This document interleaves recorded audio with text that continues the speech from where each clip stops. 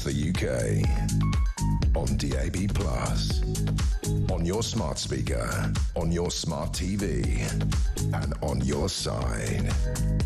This is Talk.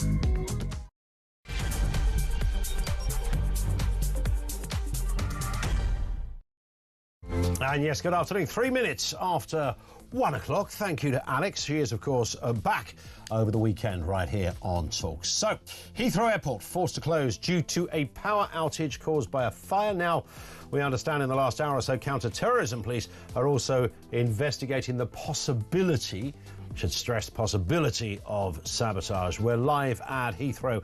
We will bring you the latest. Also this afternoon, struggling households face council tax hikes as services worsen. In Birmingham, rubbish piling high amid a bin workers' strike, with residents protesting, some even dumping their rubbish at the council offices. And who can blame them? Where has all the money gone, by the way? I'd like to know that. And an asylum seeker was allowed to remain in the UK after a judge confused his homeland of Iraq with Iran. So she gave the wrong summing up. Crazy times over there at the judiciary. We'll have more on that as well. Everything you need to know, all the breaking news right here on Talk. 0344 499 1000. Here is the question.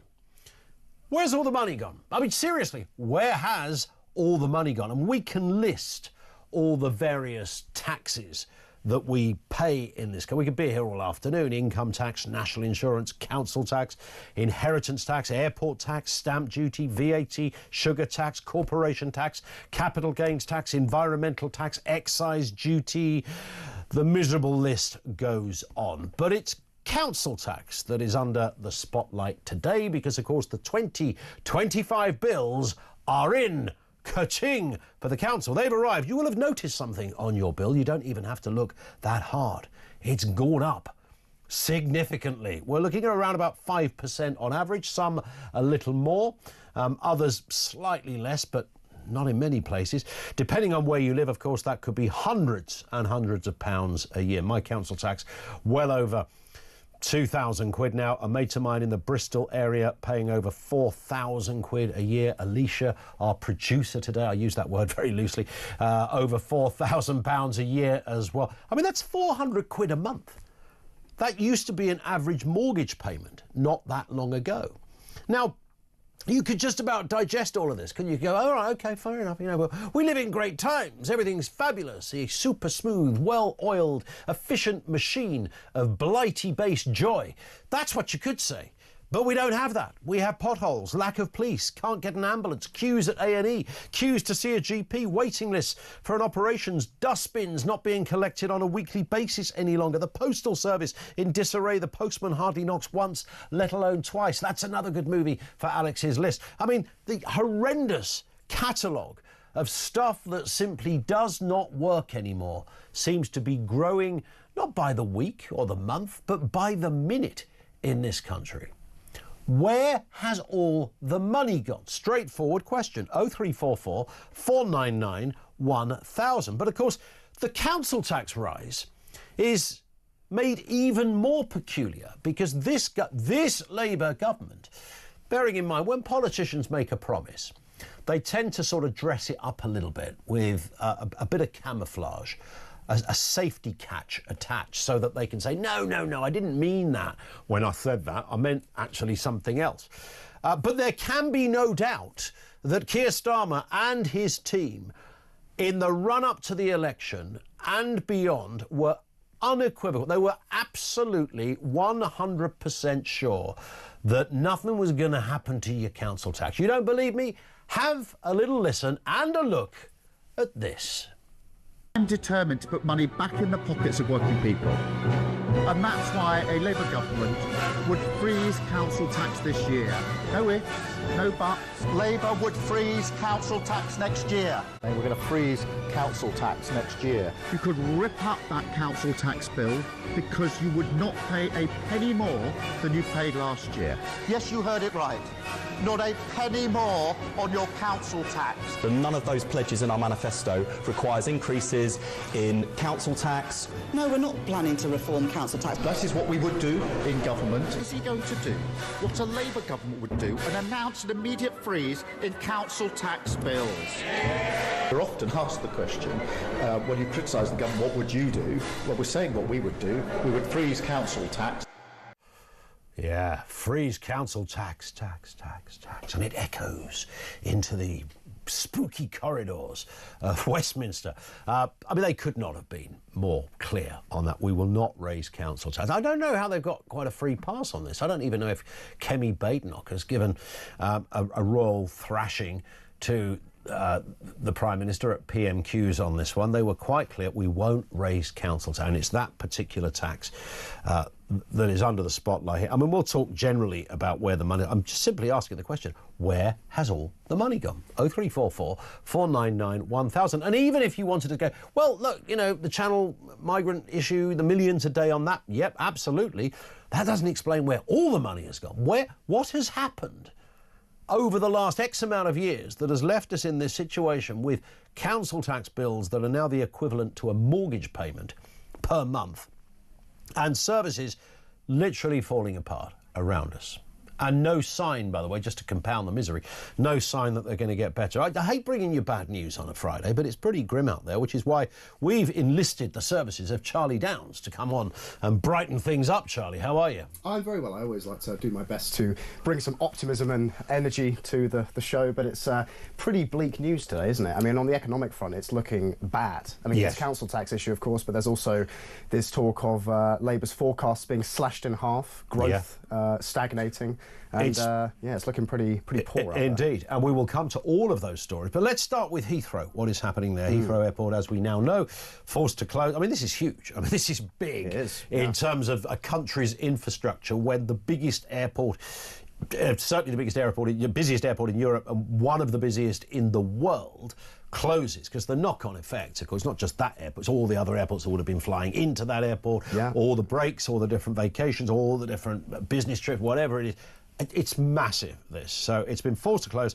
Significant power outage apparently caused by a fire. Travellers face mass disruption. It's worth remembering, by the way, Rachel Reeves has previously championed the need for a third runway to further expand the airport's capacity. It seems, at least though for today, Heathrow is struggling to keep its existing ones and get things off the ground. Let's have a reminder of what the Chancellor said on this.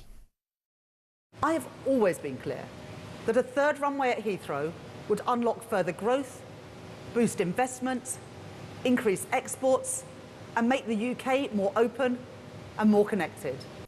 Yeah, well, the airport's not open. That's the difference there, Charlie. I mean, electrical fire, it's now being investigated, possible sabotage, which I guess is maybe that's procedure that they will always look into that potential aspect, but huge delays affecting 250,000 passengers. It's astonishing that our infrastructure in this country is so fragile. Do you think this kind of thing would happen in China? Do you think if the main substation went out in China, that the airport would be shut down for the foreseeable future? Because we're hearing that it's going to be shut over the weekend, causing God knows how much disruption and cost. And it's just, I think, a damning indictment of the way that this country has been run, to be honest. Because we would think there'd be backup. Well, you'd think so. I mean, in China, if the airport caught fire, they'd just build another airport, probably in about 24 hours. Yes. Yeah, right, boys, in you go. Get the steamrollers out. Away we go. Nice runway. Keep it flat.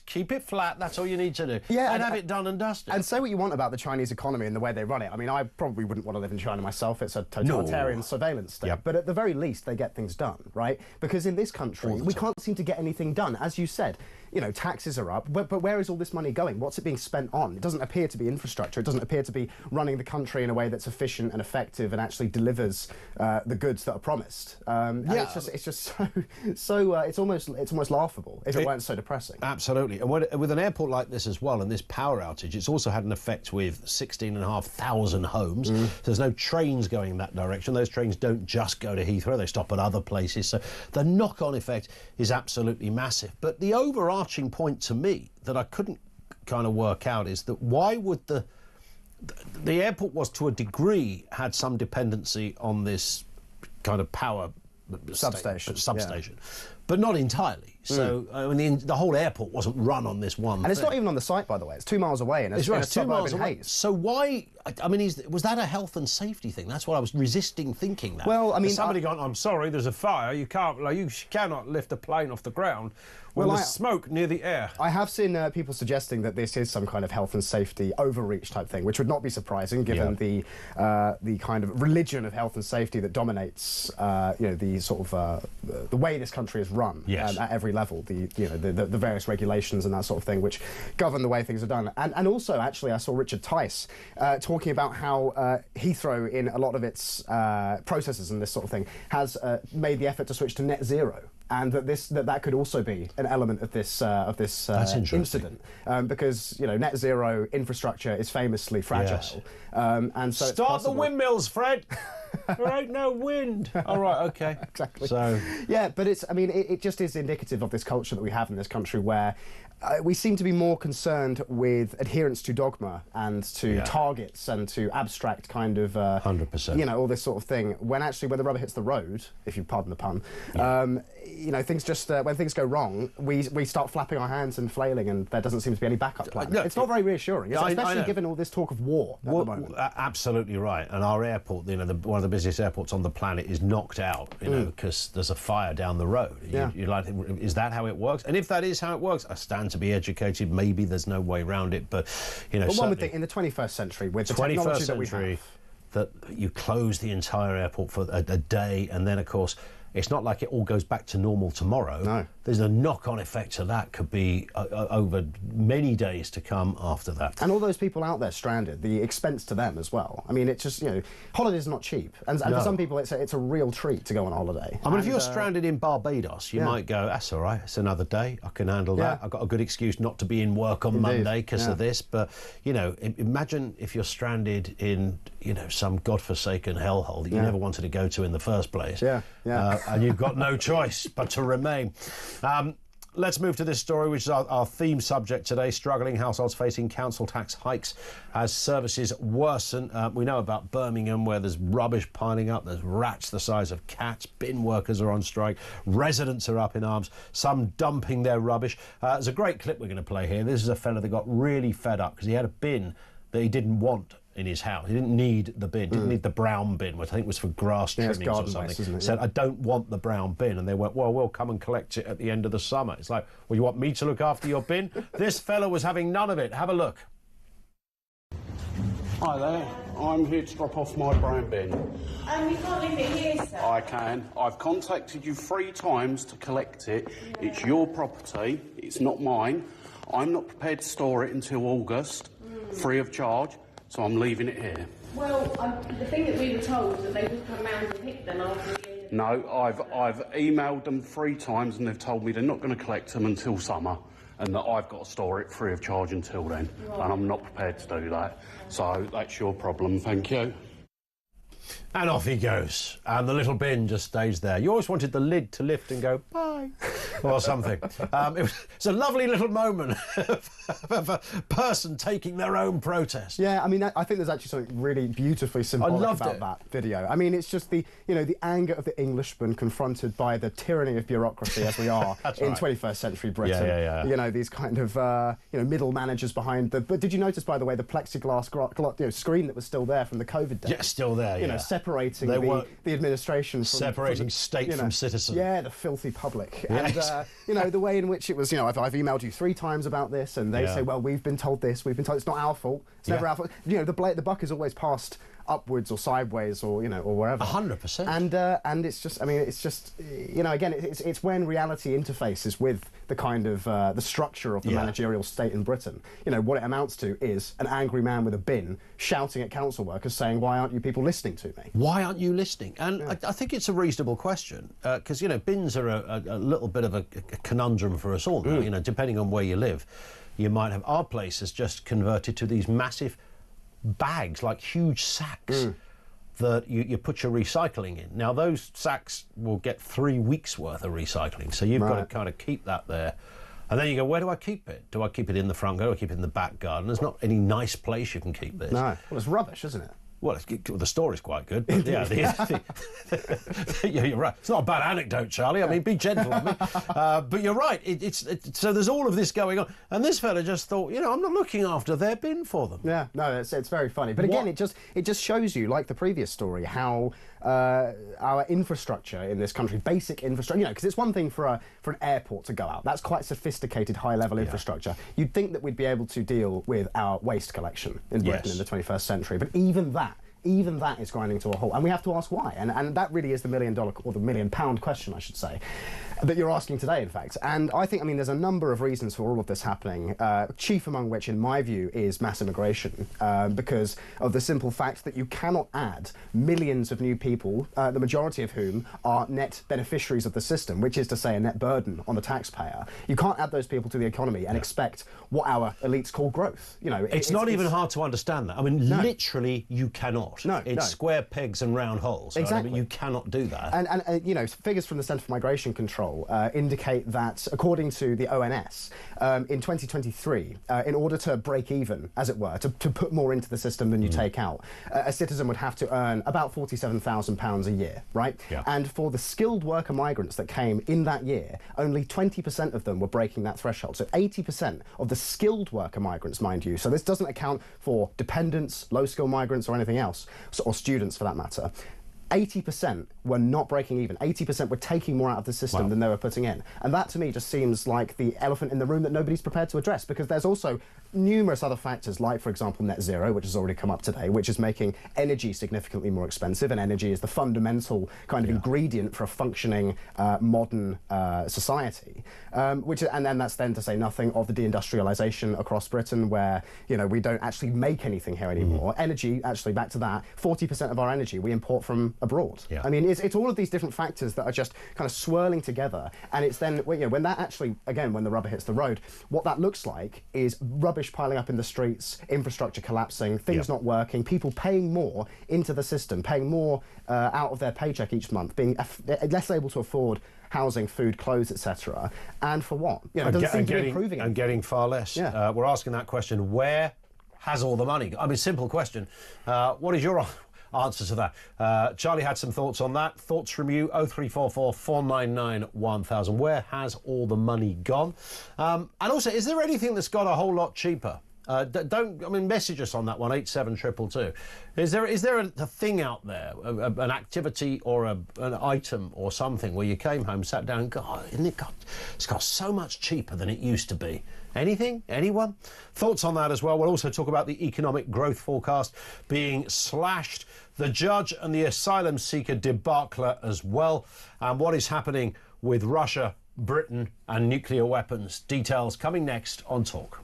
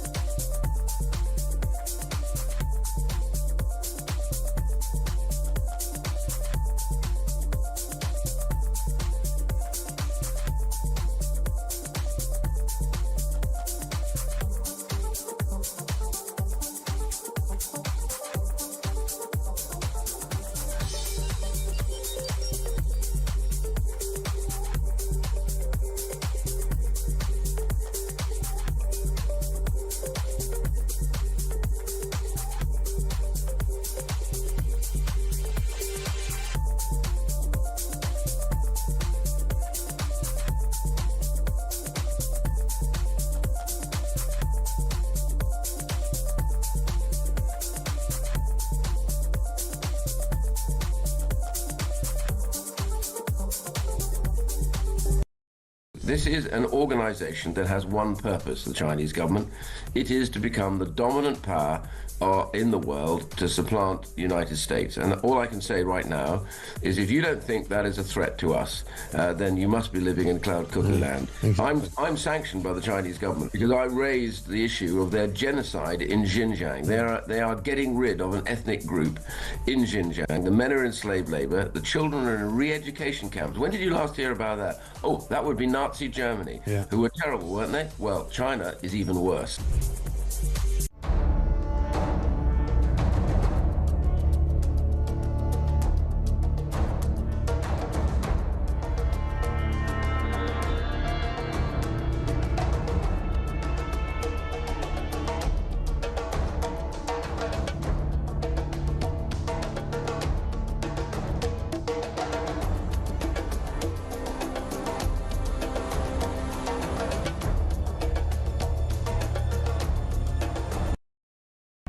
Across the UK, on DAB+, on your smart speaker, on your smart TV, and on your side.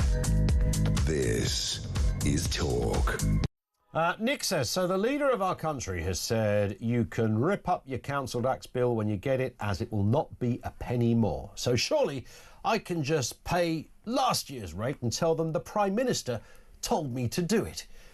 Yeah, I mean, I wonder what the legal case would be if you went to that. How contractually sound is the PM's words before he was the Prime Minister? Well, I think he might have said some of this since he's been Prime Minister. Yeah, as well. I've heard anecdotes of people essentially taking the government, as it were, to court and essentially saying, I don't consent to paying my taxes. And I don't know whether any of this is true, but I've heard cases where people actually kind of get away with it and they don't have to. So maybe something to look into. I mean, given how much they're being raised by, I wouldn't blame anybody for wanting to do that. Well, let's have a listen to the man himself, because the official economic forecast for growth forecast for 2025 is set to be halved next week. Big deal, a big blow to Keir Starmer, who's always championed his government as the government of growth. Let's have a listen for the evidence.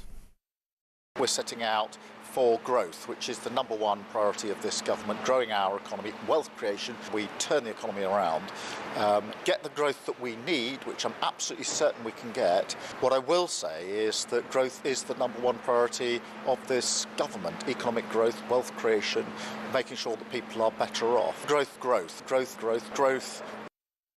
Growth, growth, growth, growth, growth. There it is. But apparently not, because it's going to halve. Predictions have been sliced by 50%. Yeah, there's a number of angles to this that I'd like for us to explore in. The first is where this forecasting has come from, and that's the Office for Budget Responsibility, of course, which is one of these horrible Blairite quangos set up in the last 30 or so years. I think it was, I want to say 2003 that it was set up, but don't quote me on that, I can't remember off the top of my head. The point is, it's one of these organisations that's sold to us as an independent public body, but is in fact obviously part of the state, has a political agenda, as indicated by the fact that, to bring it back to this issue, they have consistently over-forecast the economic benefits of immigration. Right, so in 2023, similarly to the research I was speaking about before, they massively, as I say, over-forecast the contributions of skilled worker migrants to the economy to the tune of £6 billion, right? Therefore, passing that information along to the government, which then informs immigration policy and treasury policy and all the rest of it. So this is an organisation, again, supposedly independent, but quite obviously not, that can't really be trusted as far as I'm concerned, and should be shut down because it's clearly not doing the job it's supposed to be doing. With that being said, this is obviously an organisation that the government itself places its trust in. So for it to be cutting the forecasted growth rates in half must be pretty damn concerning for the government, and you'd think so, embarrassing indeed. I mean, this is just like many people predicted that we've got a wobbly decade ahead, let alone next year, for goodness sake. But you kind of live in hope. But for the Prime Minister to have OK, to be fair, what is the Prime Minister supposed to say? I'm not expecting any growth. You know, it looks like it's going to be a bit grim. So vote for me. I know they can't say that, but they did make, they made a lot out of it. You heard it in that clip there. Him and Rachel Reeves. Next week, we've got the statement, the spring statement, not a budget, of course, just a statement. That's clearly going to be a raid on something. So lack of growth. Again, it feeds into our first subject, Charlie. Council tax bills are up. Mortgage payments are nowhere near where they used to be. Rent is off the scale expensive. A basket of food is through the roof. Filling up your car is still an arm and a leg. Everywhere you look, everything you want to do costs a fortune, and the services and the return we are getting are woeful. And this is the getting point. worse. Because Keir Starmer is far from the first Prime Minister to champion so-called growth as his driving economic principle. Before him, if you listen to pretty much any of our Prime Ministers over the last 30 years, you will hear them all talking about growth as their prime goal when it comes to the economy, whether that was Blair himself, or Brown, or Cameron, or Sunak, or Johnson, or May, or any of them. Literally, you can listen to any of their speeches about the economy, and they will champion growth as the most important thing. Now, I take issue with that at the kind of conceptual level, because when they talk about growth, if you actually read what it is they're talking about an increase in GDP, right? And that's not GDP per capita, so that's not the amount of money that's in the pockets of ordinary people. It's this abstract total productivity of the entire economy, which, by the way, includes things like public spending. So it's not really an accurate indication of the prosperity of the nation, because that's really what we should be talking about here. It's not driving growth, but driving prosperity, making life more affordable and more straightforward for ordinary people. Because this shouldn't just be about keeping your head above water. Exactly. I mean, that's not, in the 21st century, that was, no one planned this. No one thought, right, by the time we get to 2025, the existence we'll have is, at the very best, you'll just be keeping your head above water. And there'll be rubbish piling up in the streets. Yeah, we're not, I mean, it's just like something has gone terribly wrong with the system. Totally. What is the answer to it? Where has our money gone? 0344 499 1000. Final one here, because we're nearly hitting the clock, Charlie. The judge that let an asylum seeker stay in the UK after mixing up where the asylum seeker was from. So this was an immigration judge who allowed Iraqi asylum seeker to remain in the UK. They went through all the details and they work out whether you can and can stay. You know, some of it is based on the country you'd be sent back to. And the judge applied guidance related to Iran, not Iraq. So therefore they said, yeah, you can stay here. Had she applied it to Iraq, it might have been a different story. But apparently although somehow not. I doubt it, actually. Well, based on all the stories we've seen, chicken nuggets and all, over the last couple of weeks, I would imagine it would have made little or no difference. Well, this is the point, right? In any other time, this could be chalked up as a genuine mistake, right? And it would be an embarrassing mistake, the fact that one of our judiciary at the highest levels is making absolutely basic errors, like confusing two countries with similar names. But actually, because we have seen so many cases of this, of our judiciary in Britain being so politicised, so captured by the doctrine of human rights and equality and all the rest of it, asylum.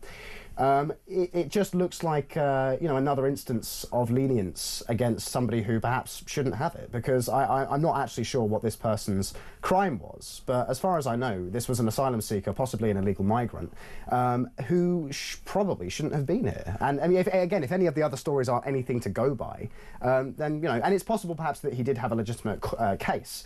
But the point is, I'm not prepared to put that level of trust in our judicial system, because it has shown itself to be so thoroughly captured by interests that are just fundamentally against those of ordinary British people. Well, and also, if the judge made a mistake, I mean, are they not allowed to rectify that? I mean, is that final? I mean, really, is that how it works? I mean, because the judge in this case highlighted that if this person was sent back to their country of origin, highlighted the alleged use of biometric systems, social media monitoring. This poor guy could have been in trouble, and all that kind of stuff. Things that have been said online. You might be.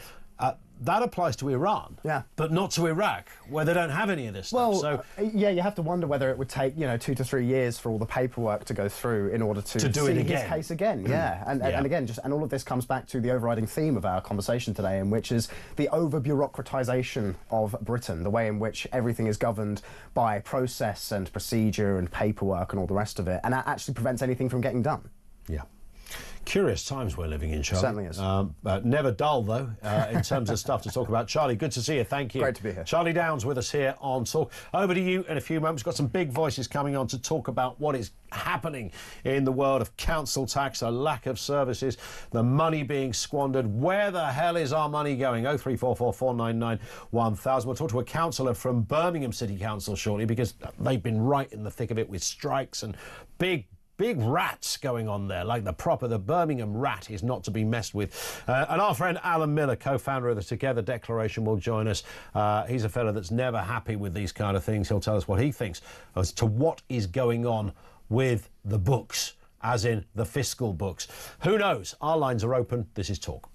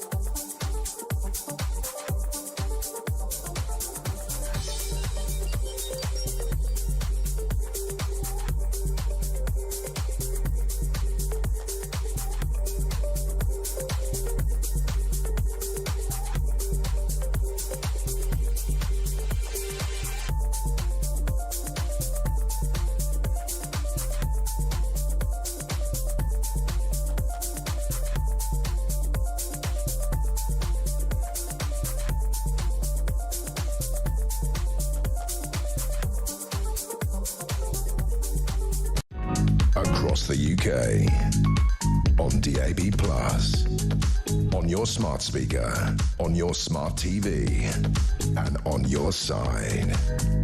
This is Talk.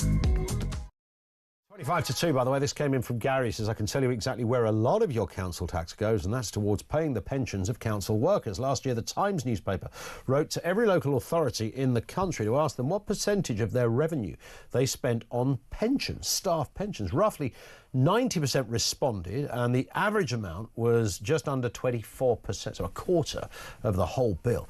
We're being eaten alive by the cost of public sector pensions, and no politician has the guts to do anything about it. You see, when we start to draw up the pie chart on this programme today as to where is our money going, what is happening, places are falling apart. People are being asked for more and receiving a whole lot less. Households across England, as you will know because that bill has floated through your door in the last week or so, face a 5% rise in council tax bills, with nearly 300 councils imposing the maximum increase allowed.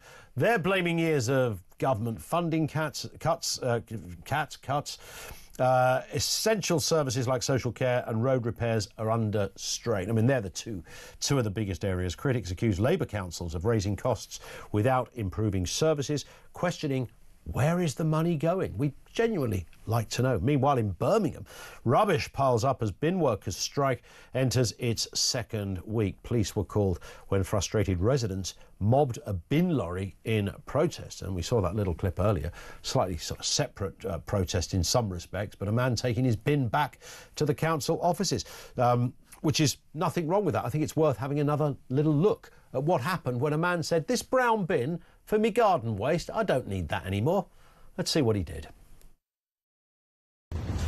Hi there, I'm here to drop off my brown bin. You can't leave it here, sir. I can. I've contacted you 3 times to collect it. Yeah. It's your property, it's not mine. I'm not prepared to store it until August, free of charge, so I'm leaving it here. Well, the thing that we were told that they would come round and pick them after the end. No, I've emailed them 3 times and they've told me they're not going to collect them until summer, and that I've got to store it free of charge until then. Right. And I'm not prepared to do that. So that's your problem, thank you. And off he goes. That's how they roll at Chelmsford Council. And they are now 1 bin heavier than they were yesterday. In a moment, we'll speak to Alan Miller for an overview of the frustration I think Brits are sensing at the moment. Paying more, getting less. Not even getting what you're paying for, which is the worst problem. In the meantime, let's get a word on what's happening in Birmingham, though. Councillor Miriam Jenkins, Shadow Cabinet Member for Finance and Resources on Birmingham City Council, is with us. Just give us an overview to start with, if you can, Councillor, as to where we're at so far, because this seems to have rumbled on for a while. Yeah, it's actually been building since 2017, Ian, against our advice. In order to solve an industrial dispute in 2017, the Labour administration gave certain advantages to the bin workers. And at the time, we said this is likely to lead to another equal pay claim. Roll forward to 2024, and that's exactly what's happened. The advantages that were given to the bin workers in 2017 have now translated into another equal pay claim. And therefore, the Labour administration have to take back what was given to the bin workers in 2017, and that's what's triggered the strike. And it's a dreadful situation. Just recently, as you said, it's become an all-out strike. Yeah. The rubbish is building up in the streets. We have residents talking about rats the size of cats. Now, I don't know if a rat has grown to the size of a cat yet, but they're certainly getting fatter every day. Well, there's plenty of rich pickings in the rat fraternity, I would imagine, right now. So this has gone on for a while. There's naturally there's an obvious health implication to this. I mean, the visuals are terrible, but the health aspect of this is genuinely of concern. Oh, it's a huge concern. We know what happens when the rubbish is allowed to fester. I mean, I've got residents in my ward who are having, in an old people's home, by the way, who are having to store sanitary waste in their showers because the rubbish was not getting collected. So there are serious implications. I mean, that's awful if you're in that situation. I mean... Yeah, exactly. They're putting it in bin bags. They can't get the bin bags collected, so they're having to bring them back home, back into their units, and put them in the showers temporarily.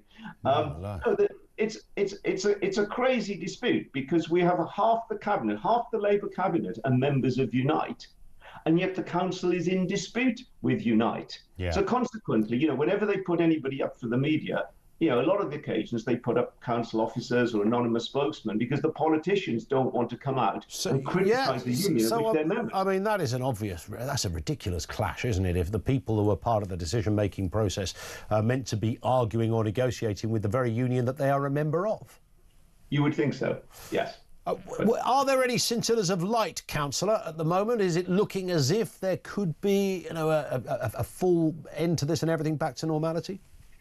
No. I mean, the situation is that the leader tells us that the bin men have been made a fair offer. And that offer is in two parts, really. They can either take a settlement and come down one grade from a grade 3 to a grade 2. And it was the grade 3 posts that were wrongly created in 2017 that's caused all this. So they can either take a cash offer and go down to a grade 2, or they can retrain to be a driver and go up to grade 4. So that's how it stands. And those offers are not acceptable to the union. And consequently, right now, there doesn't appear to be any end to this strike. And Unite is saying that it will carry on indefinitely into the summer. So, we can only speculate as to how long it'll be. And as you rightly said at the start, we're in a... I mean, I've just had my council tax bill arrive today.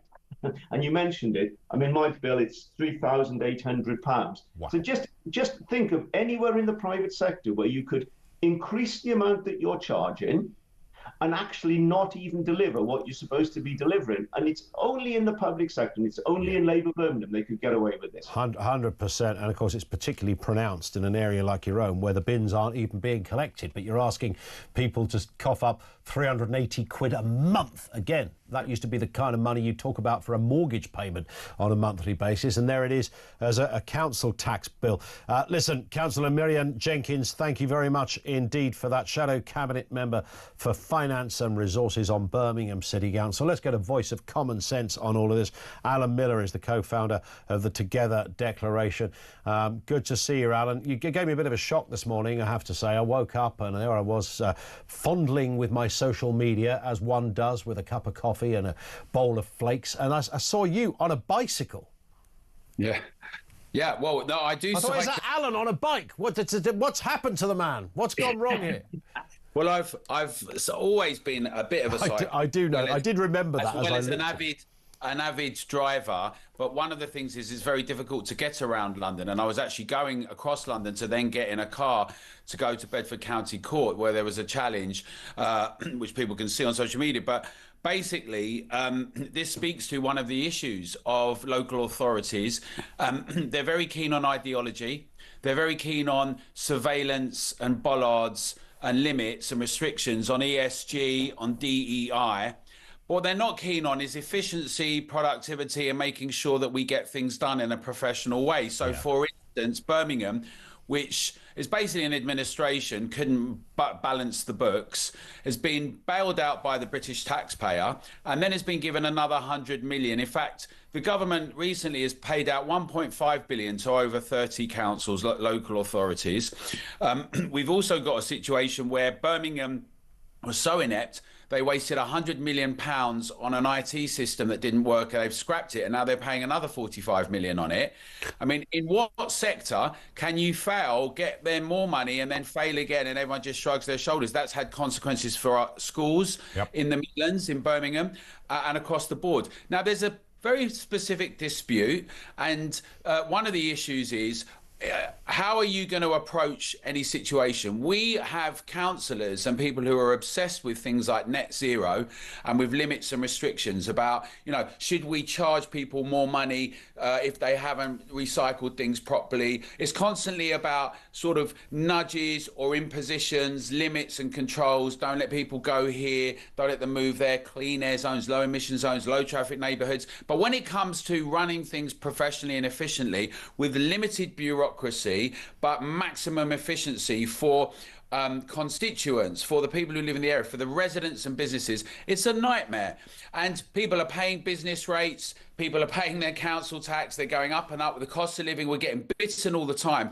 And yet, there's an incapability. And when people say Britain is broken, we've got brilliant business people, we've got really good workers in many respects, but there's a difference, right? When you're in the state sector, there isn't a sense of responsibility and due diligence, because you just go and say, well, we need it, we can't fail, the magic tree, and it has to get resolved. And we have this issue of spiralling inflation.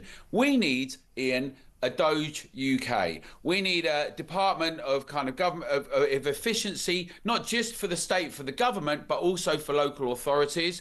We need to make sure that we have efficiency, get rid of all of the ideology. We know that we only have to look at today what's happened at Heathrow. We know the issues with net zero. We know that there's issues that in terms of, even now, people are readily admitting the forecasts, they're untenable.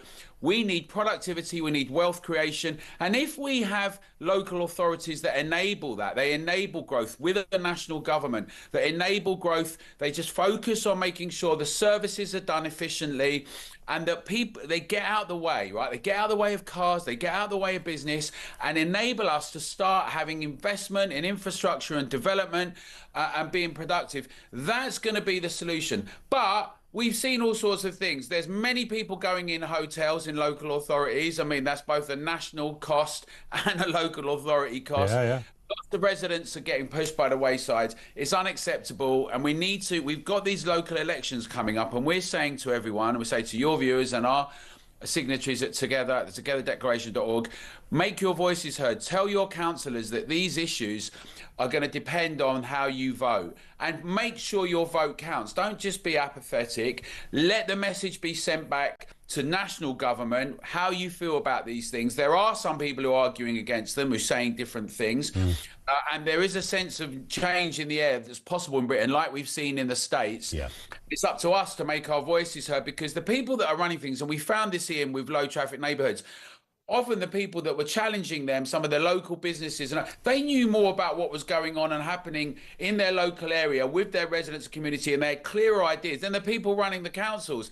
And I think it's really time for change and get back to basics for us. Spot on. Listen, you've been, as ever, Alan, really thorough. Thank you for coming on with us. Alan Miller, absolute voice of common sense on just articulating brilliantly the nature of the sort of topsy-turvy, upside-down world we are living in. If you, as Gary just said on his last message, if you tackle pensions, I know you can't obliterate someone's pension. They paid into it maybe all their life, but someone has to take a serious look. Because, by the way, I never forget, I can't remember who it was that told me this, a few years ago, that in the corridors of power, they knew back in the day, the welfare state started in 1948, and it's kind of grown progressively in ways that no one ever set out for it to grow.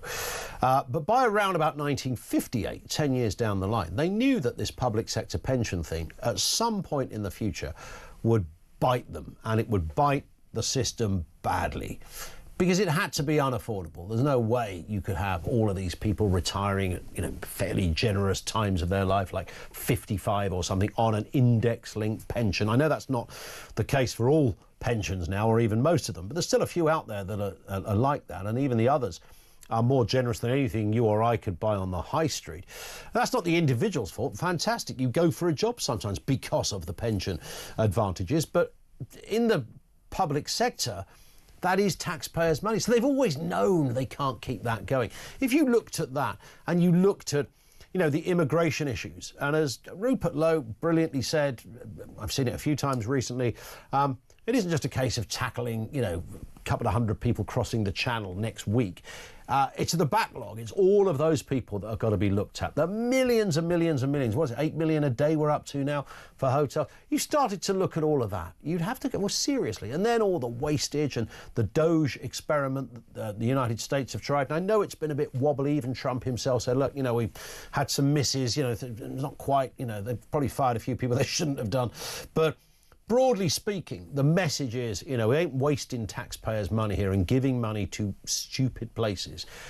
We're back with common sense, and that's the bit that's missing. And right now, you've got your council tax bill. It's another example of something that's gone up ridiculously, and you are getting demonstrably less for it. Your services are dwindling. There are fewer of them. Life is very expensive, but you're being asked to pay more. How much longer can that seriously go on for? 0344 499 1000. Loads of calls on this one. We'll go to the phones in just a couple of moments. This is Talk.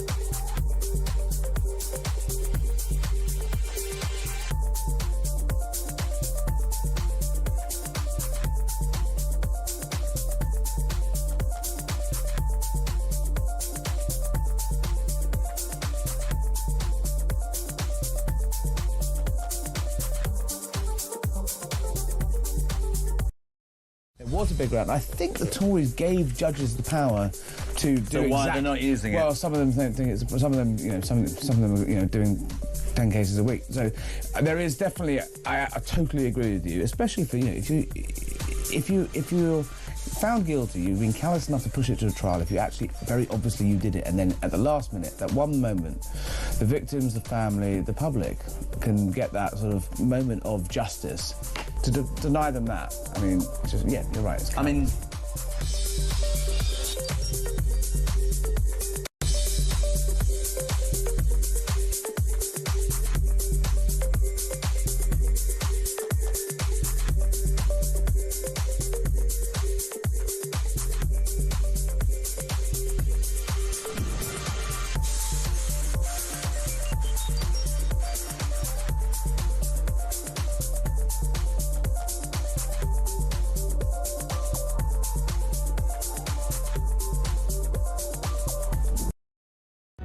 Across the UK, on DAB+, on your smart speaker, on your smart TV, and on your side. This is Talk. Gigi says councils up and down the land are reporting that this afternoon citizens are leaving brown wheelie bins in their offices and town hall receptions. I wonder if there's some truth in that as well. This comes from Don in Chelmsford, where the brown bin incident happened. He says the garden waste bin collection now costs 60 quid a year on top of council tax. That's another good point. I'd forgotten that. You have to pay extra, don't you, if you want that service. In Chelmsford, when I worked for another council, a disgruntled tenant handed in his broken toilet seat at the reception. There you go. There is some sort of slightly muckier protest, but I see where he was coming from. Let's talk to Nick down in London. Nick, how you doing? Oh, hello, Ian. Hi. I hope you're well. I'm good, A couple of points, Yeah. and they're linked. Well, the issue seems to be officialdom doesn't work in Britain anymore. I mean, the council's not a bins collecting bins. The OBR are getting numbers wrong, and there seems to be no comeback to the officials concerned. And until we address that, they'll carry on being useless. That's a good point. Because they have no incentive to actually improve. There's no sense that, you know, if you look at the ineptitude of some of the councils and town halls and the like that we're talking about here, Nick, in the private sector, you'd be fired out of your shoes by about 6 o'clock. There's never a sense that someone's head's going to roll on these things. Well, that's true. I mean, you said earlier the OBR halved their forecast. Yeah. Part of my job involves forecasting, and if I ever got it wrong by a factor of half, I'd be sued, and quite right too. You know, 100%. Yeah, well, it was 2%. It's now 1%. That is a half. Yeah. I mean, I guess the OBR could say, well, you know, by definition of, or by the very nature of this kind of area of prediction, it's always going to be subject to, you know, external factors or unknown issues, turbulence in markets and security of countries, etc. Maybe that would be their answer. That's true for the immediate term. That's maybe true for the short term. It's not true, you know, for the long term, because you can foresee the immediate term. You know, you can reasonably foresee, and maybe even the short term, medium term, and long term. Obviously, no. So you need to build in a factor of safety. And as I say, if you're 10% out, well, okay. If you're 20% out, well, less so, but that's still explainable. 100%, no, it's not. No, that's quite a miss, isn't it? You'd fail at it. You wouldn't be taking the bronze even on something like that. Nick, great call. Thank you for that. Let's go to Paul in Newport on council tax. Where's all the money gone, Paul? Good afternoon. Well, it's not in my pocket. I've looked down the back of my sofa and it's not there, Ian. Are you sure? Yeah, I'm going to have a look at mine when I get back. Yeah. Just a thought, okay? Now, we talk about the council tax. Please, spare a thought for business rates, okay? Yeah. As you know, I manage a small business here in Newport. My non-domestic business rate has gone from 27,450 to 45,250. Get out of here. From 27,000 to 40. Wow. To 45. To 45. I get no more for it. Okay, they're not coming around and cleaning my shoes or cleaning my nothing. I get absolutely no more for it than I did the 12 months before that and 12 months before. From 27 grand to 45 grand. Yeah. And there's nothing I can do. Was that a yearly rise, or is that over a couple of years? Well, no, they give you a transition, okay, but the transition's so diddly squat. And in real terms, it's a bit like saying, well, you know, the doctor says, you know, don't buy any LPs. Yeah. It's the same thing, isn't it? Whether you get a year to get yourself sorted or 18 months, it doesn't matter, because you know that next year it will go up again. We were talking to a fellow that fits carpets for a living. He's got a little shop, and he was saying that he was quite pleased that his rent was the lowest in the whole kind of parade of shops, because it was slightly smaller. Yeah. And his rent was 26,000 a year on the shop. And, you know, my other half, she was like, wow, 26. So you've got to make 26,000 before you do it. And I said to her, that doesn't include his business rates. So his business rates are on top of that, which could be another 26,000 or more. So you're looking at, you've got to make 50 grand before you've even bought a cup of tea. But then you've got to, so let's say you employ 6 people. Let's say you've got like a little big 6 people on national minimum rate. Well, that's tomorrow. That's April. Sorry, national minimum rate is 25 grand a year. So there's another 150,000. They don't. I mean, an employee, as you know, if they're on 25,000, by the time you pay your NI and all this, it's probably close to 32,000. So it's madness, right? How are you supposed to turn a buck in this world? How do you do it? Well, it's really, really difficult, really, really difficult, because I can't just keep putting my prices up. There comes a point where people say, Paul, love what you do, love your product, blah, blah, but, you know, remember, we spoke, you and I, we spoke about 2 or 3 weeks ago, maybe 3 weeks, and I said my prediction was by June, so April will come and all the NIs, contributions, will all kick in. I think by June, when all the little businesses have had time to sit down and look at it and see the real term numbers, okay, I think you're going to watch businesses just say, you know what, I'm not doing this. And part of the reason I say that, Ian, is because lots of business owners, okay, are sort of early 60s, You know, the mortgage is paid off, the kids have left home, and you stand there and you go, do you know what? I don't need this. Is it worth the hassle? I've got enough to get me through till I'm 67. But do I need that ongoing hassle? Listen, Paul, I have to cut in there because we hit the clock. Thank you for that. Nabin, don't go away. With you shortly. 0344 499 1000. I thought Paul there's brilliantly articulated. This is just the basic problem. There are many other layers of problem, but it all comes down to just the literal expense of stuff. Running a business, existing, feeding yourself, even if you're earning okay, right? Our lines are open. More coming from you. First, though, let's get the news headlines at 2 o'clock.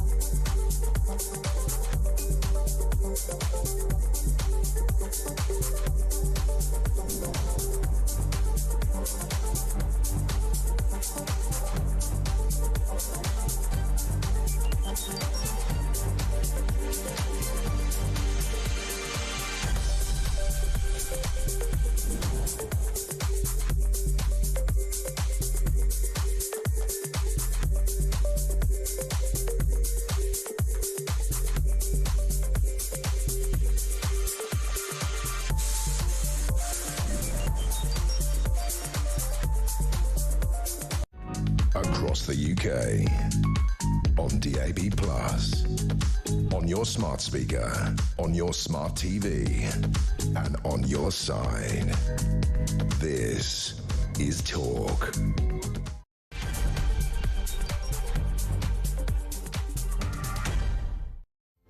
And good afternoon. Yes, welcome to the home of common sense. We return 3 minutes after 2 o'clock. We are talking struggling households facing council tax hikes. Services worsen. That's the backdrop of all of this. You wouldn't care if things were getting great and amazing, but they ain't. Birmingham is an obvious example. Rubbish piling high amid a bin workers' strike. Just to compound the misery, residents protesting, some dumping rubbish at the council office. The list goes on. Well, look more at that story. We're asking the question, where's all the money gone? Everyone's a bit skint. Even if you're doing all right, you're still a bit skint. What's the detail there, and where is the money? We'd like to know. 0344 499 1000. Also this afternoon, as you will be well aware by now, Heathrow Airport, one of the busiest on the planet, has been forced to close due to a power outage caused by a fire. Counter-terrorism police have also got involved investigating the potential of sabotage. That is potential. We bring you more on that as we get it. And the official economic growth forecast for 2025 is set to be halved next week, dealing a little bit of a blow to Keir Starmer. I mean, it's looking really grim if you're Keir Starmer, and as our last caller just alluded to, once everybody settles and counts the numbers and whips out their abacus to work out what the national insurance hike means for their business and the various other considerations like council tax, I mean, we are in for a bit of a rocky journey. I know you can weather the storm, but we were talking about this in the office as well. It's not even if you could afford it, okay, in an intelligent, reasonably intelligent world, that's still not okay, right? It's not okay to go, yeah, I mean, I can go to the cinema, I can take the kids to the cinema, I can go nuts at the Haribo stand, they can buy the popcorn and the fizzy drinks. They could do all of that if you want to spend an extra 50 quid on top of the cinema tickets. Why would you do that? I mean, I find that kind of slightly, it's quite ugly, isn't it? It's quite excessive to just go, well, it doesn't matter, you buy go on kids, get the cola bottles down you, and then have a real bottle of it. You know, no, I mean, it's just very, very expensive. A quick day out is very, very expensive, no matter where you go. Everything is expensive. Services are going down the pan, and the cost of those services are going through the roof. And that's really where this whole situation jars, I think. Let's get a word on this and the other big stories of the day. Reem Ibrahim is with us, Communication Officer at the Institute of Economic Affairs. Reem, good to have you with us again. Hello, Ian. Good to be on. And we'll start with the council tax thing. And there's a lot of reasons why we find this, you know, rather interesting, not least because, of course, the promises made by not just Keir Starmer, but some of his head honchos was very much, no, we're not going to touch the council tax. Now, they can't even hide behind this and say, no, we didn't really say that, because they absolutely did. And we've got the receipts. Have a listen to this. I'm determined to put money back in the pockets of working people. And that's why a Labour government would freeze council tax this year. No ifs, no buts. Labour would freeze council tax next year. We're going to freeze council tax next year. You could rip up that council tax bill because you would not pay a penny more than you paid last year. Yes, you heard it right. Not a penny more on your council tax. None of those pledges in our manifesto requires increases in council tax. No, we're not planning to reform council tax. That is what we would do in government. Is he going to do what a Labour government would do and announce an immediate freeze in council tax bills? We're often asked the question, when you criticise the government, what would you do? Well, we're saying what we would do. We would freeze council tax. I like the little laugh, Reem, that he has there. We're often asked, you know, are you going to... Of course not. Interesting. I've just got a little email here, Reem, as we've been speaking, with my council tax on it for 20... Shall I open it live on air? Let's have a little listen. Yes, open it. Here we go. Well, I already know, of course, it's not going to go up. So, you know, there is that. So I'm quite safe. Let's have a little look. Ah! It's gone up 5%. It's awful. You know what's quite funny is the first statement in that clip that you played where Starmer says, no ifs, no buts. Well, clearly there were some ifs and some buts. Indeed. I mean, average bills set to soar by 5% in the coming year, with the typical Band D now costing in England up to about £109 to £2,280. And that's a quite significant rise for many people across the country. And what are we getting for it? Absolutely nothing. Yep. The fact of the matter is there are huge amounts of public waste.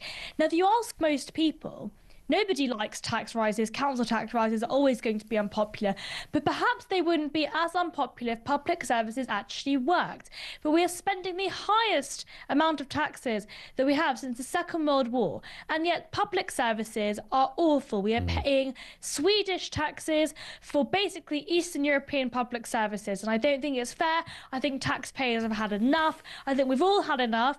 And we need to have these conversations about where the money is going. Absolutely. Where is all the money going? It's a great analogy there. We're paying sort of Scandinavian type taxes and we're getting Eastern European services, or the old Eastern European services. I get it, and that's exactly how it feels. You know, I was walking the dog the other day, and even though I've done this forever, it only hit me. I have to take a torch with me when she does her little business because there's no street lights on.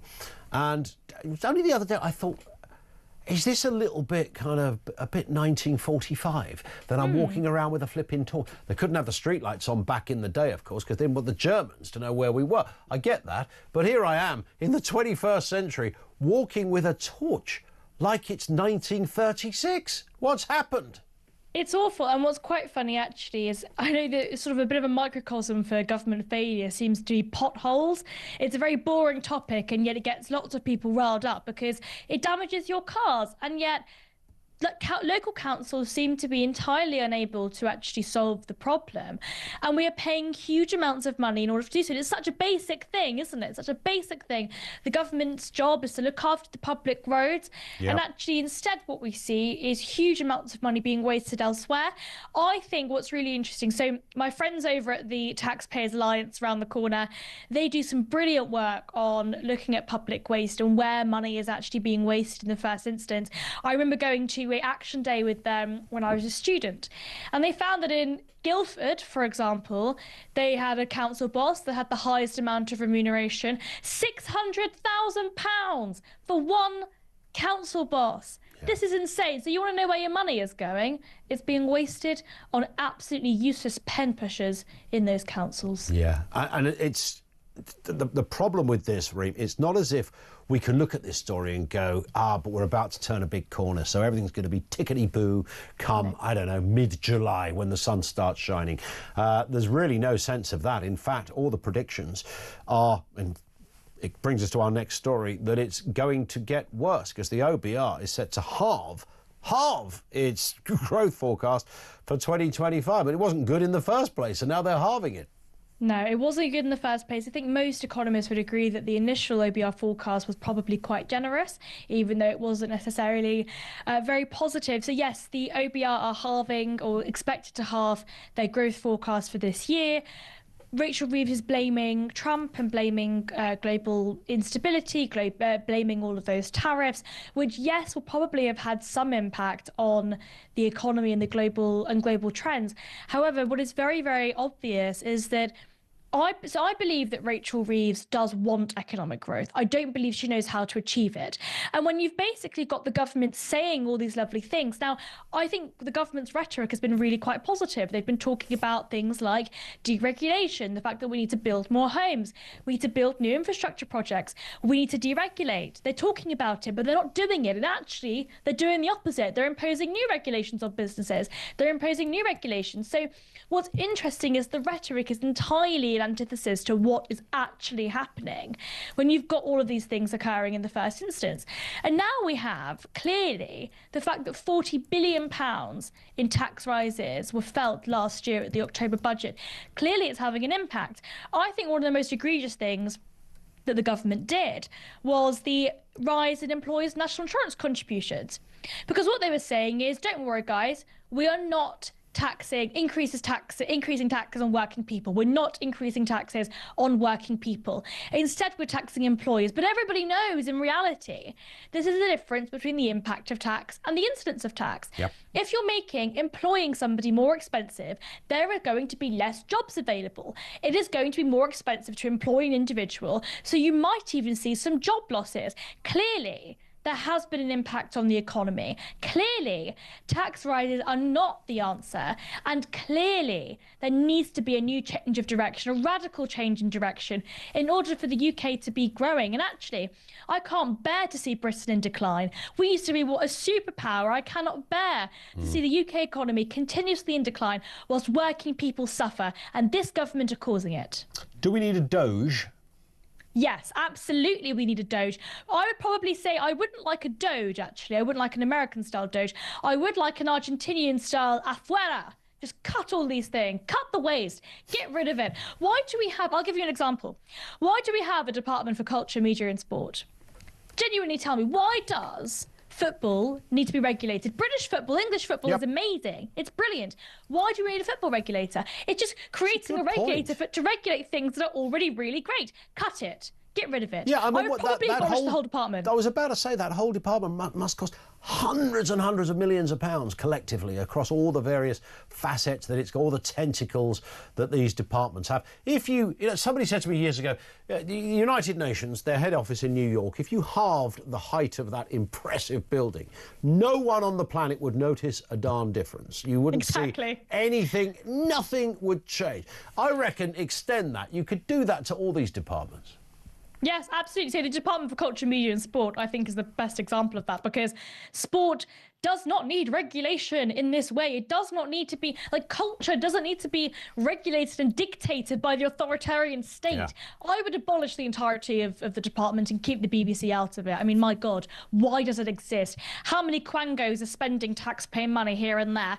Absolutely useless. Abolish it and we wouldn't even notice. Yeah, but I tell you what, if you're a minister and you're appointed to that department, I mean, that's the job you want, right, isn't it? That's the one. I mean, imagine turning up at that first cabinet meeting where they're giving out the appointments. The Prime Minister says, I'm giving you fisheries. You'd cry for the rest of your days. You're in charge of fish. But the Culture Department, every cup final, every gig, you'd be Wimbledon, you'd be everywhere. You'd never be in. You'd be out of everything, not just in this country, across the planet. But you're absolutely right. I mean, I've never thought of it in terms of the entirety of the department. Why not? Get rid of it. But I would guess the answer would be 600,000 people work in it one way or another, so we can't do that. So it's really interesting, actually, about the public sector and the way in which we spend huge amounts of money on those people. I'm referencing all the other think tanks now. The Adam Smith Institute did some work this week on looking at people that are reliant on the state, and part of that is people that are actually within their entirety being reliant on the state for their jobs, right? I mean, a lot of the time public sector pensions are incredibly expensive. So actually, when we're thinking about how much the government is costing, a lot of it is their liabilities, their financial liabilities. And part of that is public sector pensions that are extremely generous, way more generous than you would get in the private sector. And actually, for a lot of people, for a lot of public sector workers, for a lot of civil servants, that is the attraction. Why would you work in the public sector and not in the private sector? Well, you get a really nice cushy pension. And I think that's a lot of it. We need to have these conversations about how much money is actually being spent in the public sector, where it is completely wasteful. And that's, to answer your question directly, I don't think we need a Doge. I don't think we need a whole new department. I think we need an Argentinian-style afuera. Just get rid of it. Cut it. It's useless.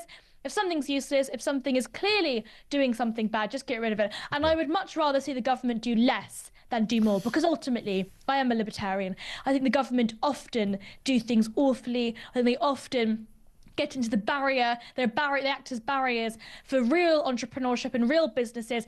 It's people across the country, people watching this programme, that are actually contributing to the UK economy. It isn't the pen pushers in government.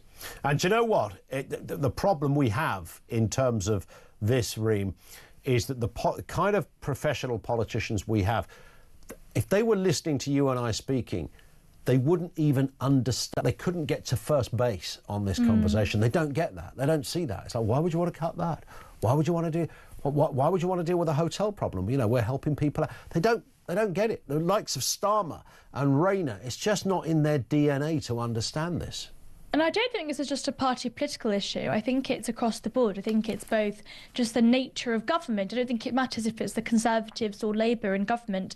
It's basically just the nature of government. The government wants to be seen to be doing more. This is one of my problems with the nanny state and politicians basically wanting to be seen to solve problems. I say, if somebody comes to a politician with a problem and says, like, there's this problem, what are you going to do about it? I think it should be more normalised to say, well, nothing, it's not my job. Governments shouldn't be getting involved. Smoking rates, for example, I think this is a really excellent example, where clearly smoking is bad for us. Clearly smoking is a problem. Clearly it costs us a lot of money to pay for, and so we increase taxes on tobacco, that's fine. When people say to the government, oh, lots of people are dying from smoking, it's really bad, lots of people are smoking, it's really bad, what are you going to do about it? The government's answer should have been nothing, because people have the right to decide what they do with their own lives. Instead, The government always want to be seen to be doing something. I'm Yep. regulating this, I'm banning this, I am doing something good for the country. And how patronising is that? My God, it's the government telling us how to live our lives because they think they know better. I tell them to go away. You don't know better, and I should be able to live my life as I wish and as I please. Yeah, go away, get in the bin. There's the Yes, there's get the in the general bin. advice. Listen, Reem, we've been so extensive on these subjects, we've hit the clock, but thank you as ever. She is, of course, Reem Ibrahim, Communications Officer at the IEA. Very thorough stuff. She's absolutely bang on. I'd never considered the Department for Culture. Just why does it exist? Why is it there? Surely they could hoover, if there are bits that do need some kind of government kind of tentacles around it, then I'm sure there's another department that could adequately deal with it, or, just let people be. Butt out of our lives. Do you need a government arm to regulate the entirety of football and tennis in this country? Really? I think the cool cats over there, Wimbledon, are probably better at doing that than some bloke in a grey suit in Westminster. That would be my assertion in that respect. This one from Ian, who says, if the bins aren't being emptied, it will encourage flies as well. By the time the bins do get emptied in the local landfill, they'll be full of maggots, which will lead to a fly infestation on the site for the locals. Been there, seen it. And then, of course, the flies. If you leave... Do you know this is a great fact? Alicia, our producer, I bet she didn't know this. If you leave flies flying around for too long, they officially turn into a bat. So then you'd have an infestation of bats. Then it would get biblical because the locusts would go, we want some of that. They would show up. And then the plague would come back, a tissue, we all fall down. And, horrendous stuff. We'd be walking around like zombies. And zombies are quite cool on the TV, but you wouldn't want to be one, certainly wouldn't want to live with one because they're a bit troublesome. They might eat your flesh during the night. This is the apocalyptic nature of where we could end up just because of bins not being emptied. It's a horror story out there. 0344 499 1000. Right, before we go back to the phones, and we will be back with comments from you, where the hell has all the money gone? We're asking that question. But before that, on a lighter, brighter note, that big gig Oasis playing this summer at Wembley? Fancy a couple of tickets? It could be you. Have a listen. How do you fancy winning tickets to the hottest gig of the century? Here at Talk, we're giving you the chance to bag yourself a pair of tickets to Oasis at Wembley this summer. Plus, we're giving away a whopping 10 grand and putting you up for the weekend in a London hotel. All you need to do is text the word prize to 83338 and you're in the draw. Alternatively, you can enter by post. Once again, all you need to do is text the word prize to 83338 or you can enter by post. Good luck. 18 plus UK excluding Northern Ireland. Enter by text for £2 plus one standard network charge by 11 p.m. on the 7th of April 2025. Or post your name and number to Oasis Competition, PO Box 3190. Colchester CO2 8GP to arrive by 5 p.m. on the 10th of April 2025. Full terms and conditions at talksport.com. This is a News Broadcasting Network promotion.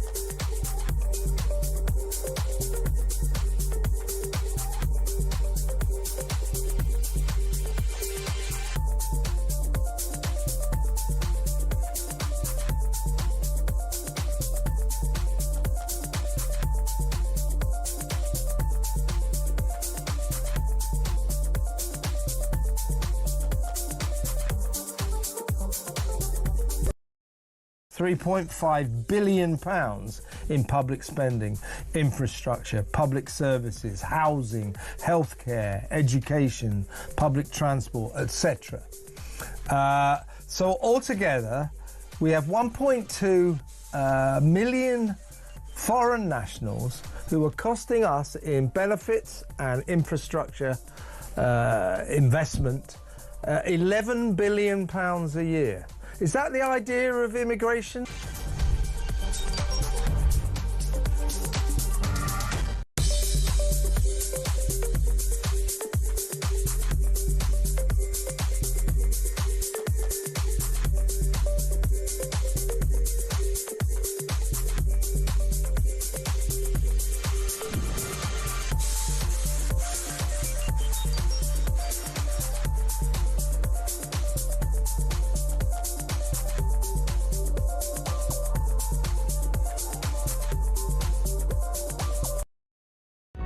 Across the UK, on DAB+, on your smart speaker, on your smart TV, and on your side. This is Talk. Let's go back to your calls, 2. Matthew in Staffordshire. What have you got for us, Matthew? Good afternoon. Where's all the money gone? Yeah, good afternoon. Interesting to hear about the brown bins. We at Staffordshire Borough Council, my council tax went up about 2 years ago because they started charging for the brown bin. Right. So it started off at 60. I think it's up to 80 now, so that's £10 every year. But ours is split at the moment, so I said, oh, can I have a new bin? And they said, yeah, you can have one free of charge, but we have to deliver it at a cost of £28. 28 quid to get a bin to your house? Yeah, and I said, well, I'll come and pick it up. And they said, oh, no, we can only deliver. So, whatever way you slice it, they get you one way or the other, don't they? So. Oh, absolutely, yeah. We live in a village, the village of Fradswell, and when it rains really bad, it floods. And unless you got a 4x4, you can't get out. And it's because the drains are absolutely full. And we go on the website and log, drain needs work. And they never come out, but they soon clear it on the fault, on the, the report on the website saying, yeah, we've seen to that, and they don't do it. I mean, myself and a builder, we go out and clear it, and we've been warned, stop doing that, because it's not your property. Oh, it's a bit like if you try and trim a bush, isn't it, that's, hanging over the road or something. They'll, you can get fined for doing that. You think, really? I mean, what happened to community, cohesion and spirit? Exactly. Yeah, the brown bin thing, I mean, that's crazy. So that's another tenner a month for your brown bin. And I think his line cut off at that point. Maybe Matthew was so disgusted having to be reminded of the heady costs. It's amazing, isn't it?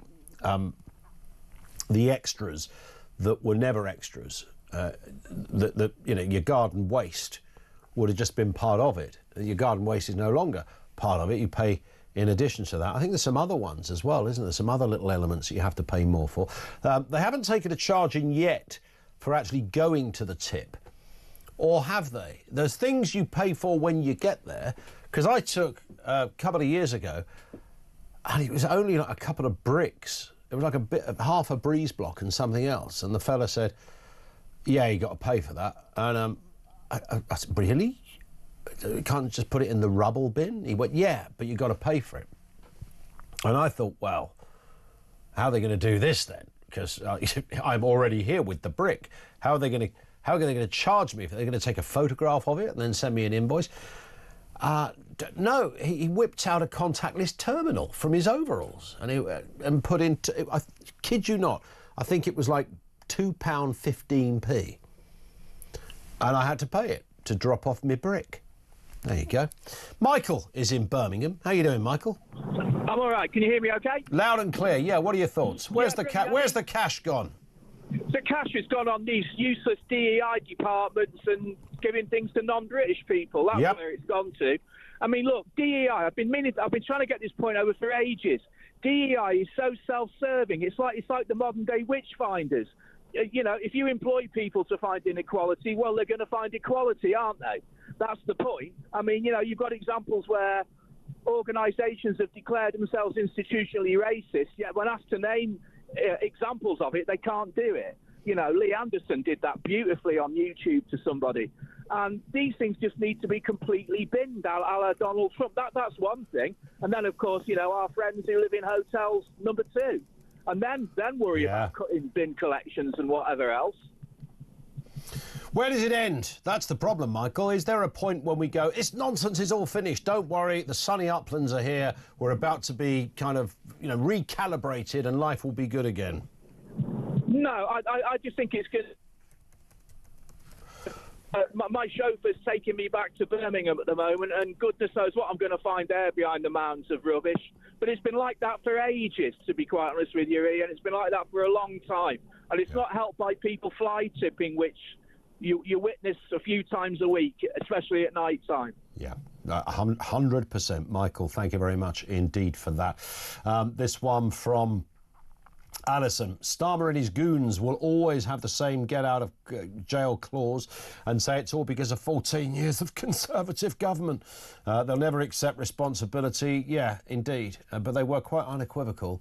We're not going to raise your council. Yeah, because they'll go, oh, yeah, but we didn't know then there was a £22 billion black hole. Jez says, with regards to where all our money has gone, it's pretty simple. It's gone on spending $6 million a day, keeping illegal people in hotels. So we have to pay to do that with increased council tax, etc., says Jez. And you know what? I think I'm right in saying it's about £8 million a day. That is not insignificant money. £8 million per day. This is on just one area of a problem. Just one area of all the, thousands of problems.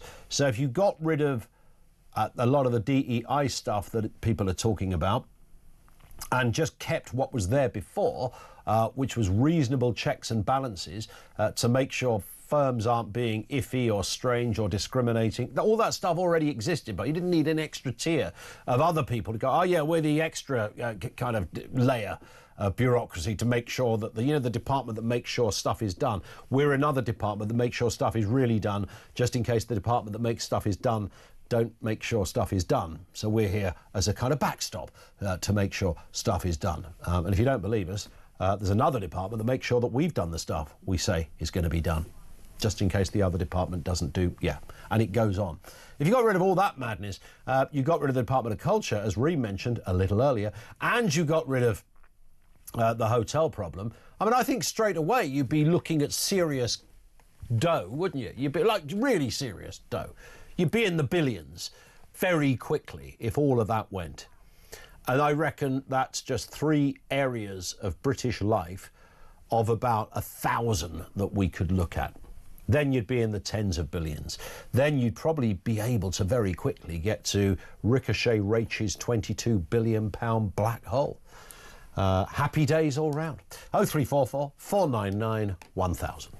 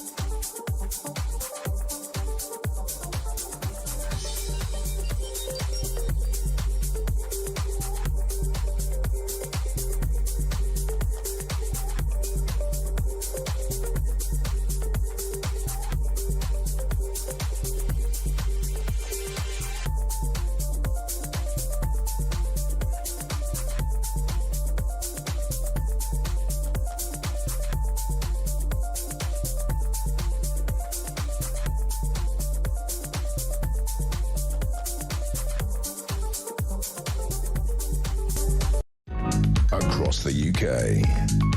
On DAB+, on your smart speaker, on your smart TV, and on your side. This is Talk. It is Talk 0344 499 17. Is that just a new number I'm making? 0344 499 1000 was the word I was looking for.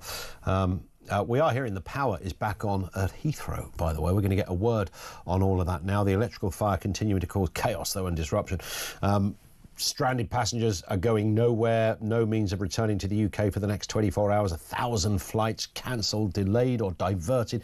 Major airlines seriously affected because the knock-on effect is absolutely massive. It doesn't take much to work that out. Aviation experts are questioning Heathrow's reliance on the national grid, citing a lack of robust backup power systems.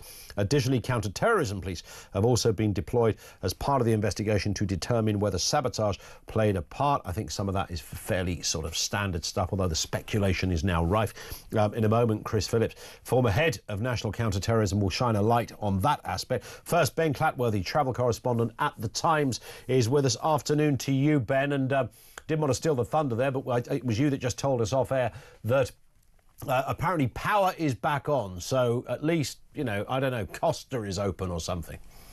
Yes, the power is back on at Heathrow now. I've spoken to government sources and also sources at the airport, who say that the power is back on at Heathrow. What that doesn't mean, though, is that flights are back on yet. There will be many hours of disruption still. The airport stressing that they need a reliable power source, which makes sense, and that this is sort of early testing. There's a lot of systems to get back up and running at the airport.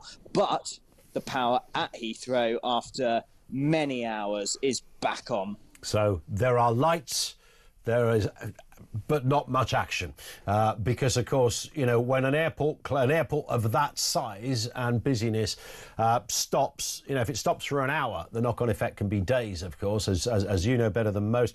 If it stops for a whole day, I mean, this is, you know, the domino effect is vast.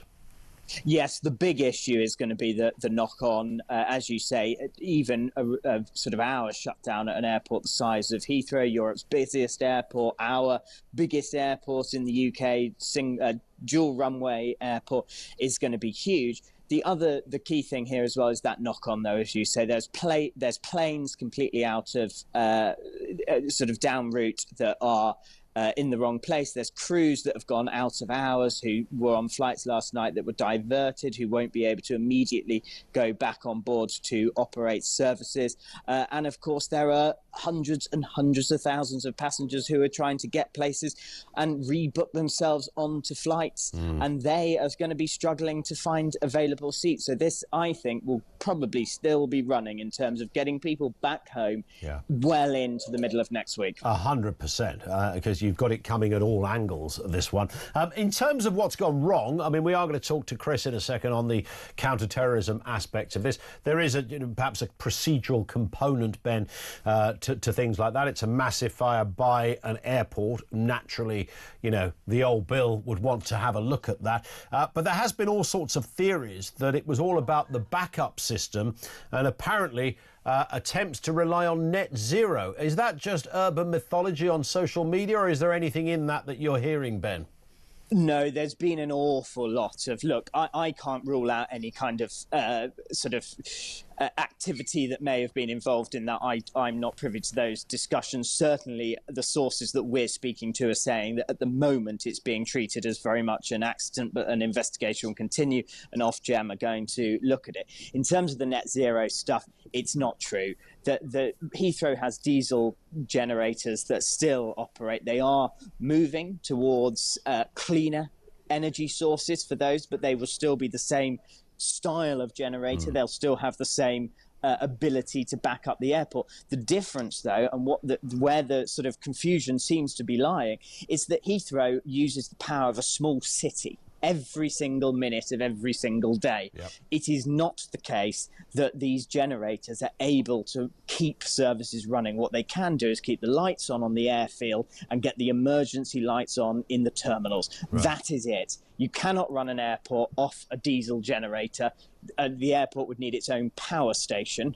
The obvious question, though, are whether the security around the sub connectors and that site in West London was good enough, and how a fire was able to start there that could knock out our main hub airport. So I'm not suggesting for a second that there aren't huge questions that need to be answered, but the idea that net zero is the reason that flights aren't taking off from Heathrow now, I'm afraid, is rubbish. It's for the butts. It's interesting because social media is, it's the den of iniquity. Sometimes it's funny, sometimes it's a little dangerous.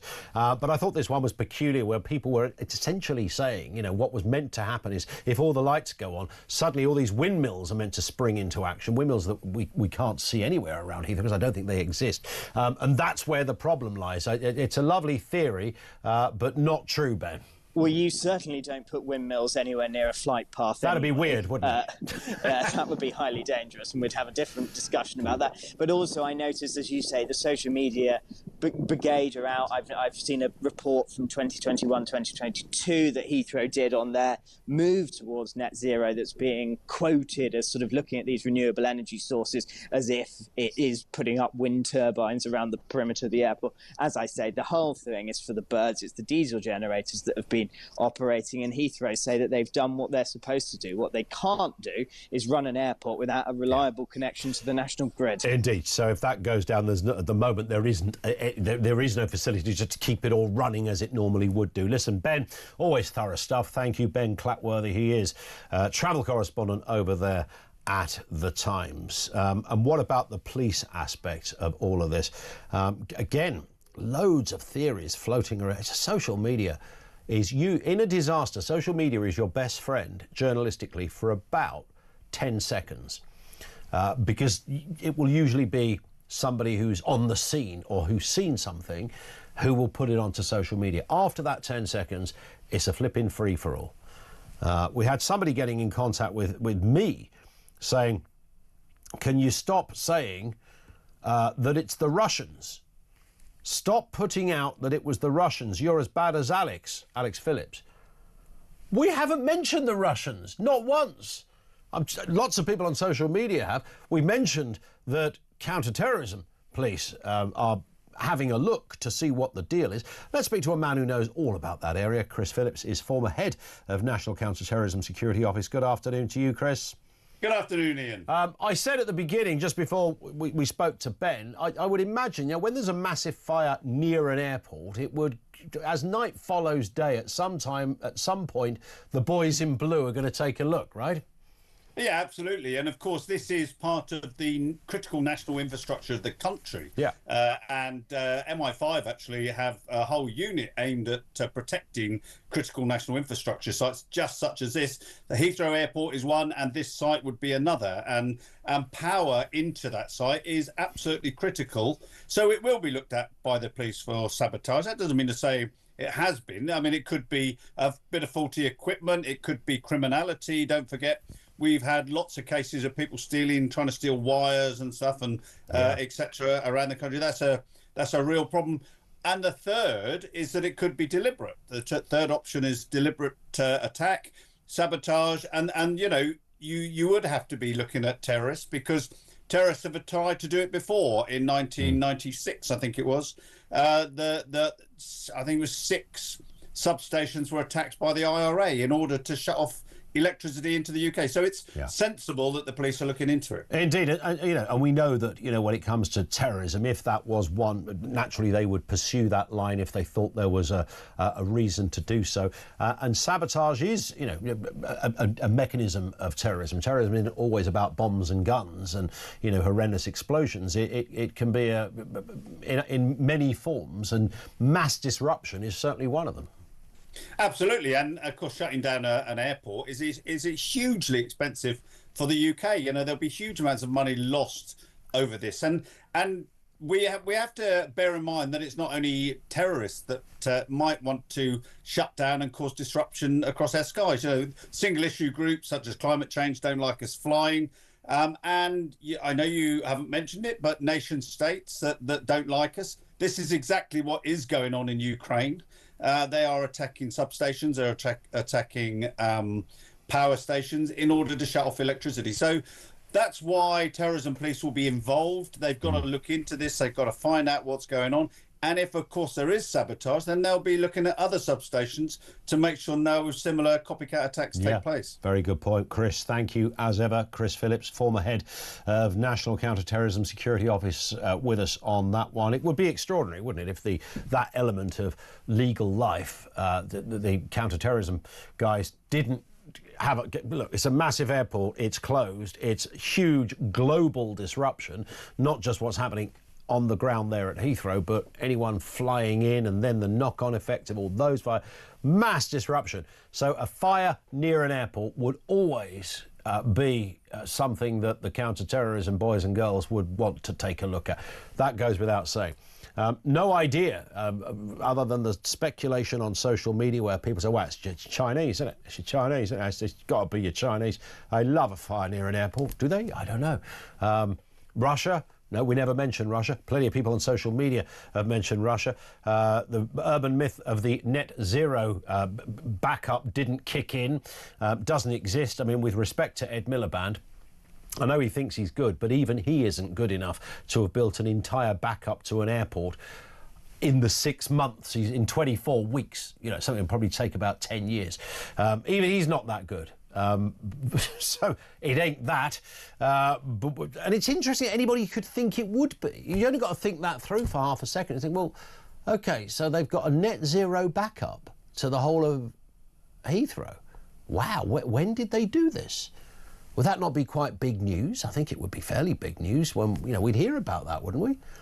And it would take a heck of a long time to do. And dear old Red Ed, gormless as he might be, but even he wouldn't suggest you could do it in 24 weeks, despite his unrealistic targets in everything else.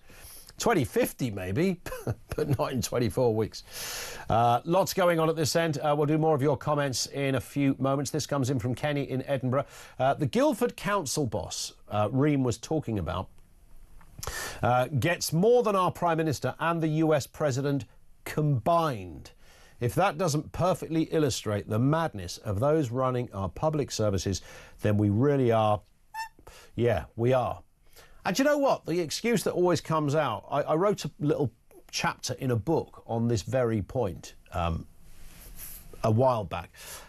The excuse is, well, if you want the best, you've got to pay the money, because otherwise they'll disappear to the private sector. Half of these characters would not get a job, could not get a job in the private sector, because their CV is just full of moving around from one.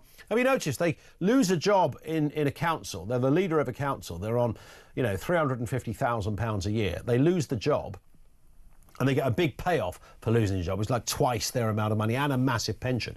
And then half an hour later, they're working down in Hastings in another council somewhere. You think, how does that work? Doing the same job from the one they were fired at for mostly not being very good. And on it goes. These people are not valuable. Of course there are some good ones. I know that. I've worked alongside, interviewed these kind of characters for years. There are some absolute diamonds and peaches among them. But there's a lot of rubbish in there as well, and they are very expensive for no good reason. 0344 499 1000. We've got the Voice of Doom coming up. It's day 3, Amy? Day 3. And I think this one's going to rumble on forever. Day 3 of the Voice of Doom on its way next.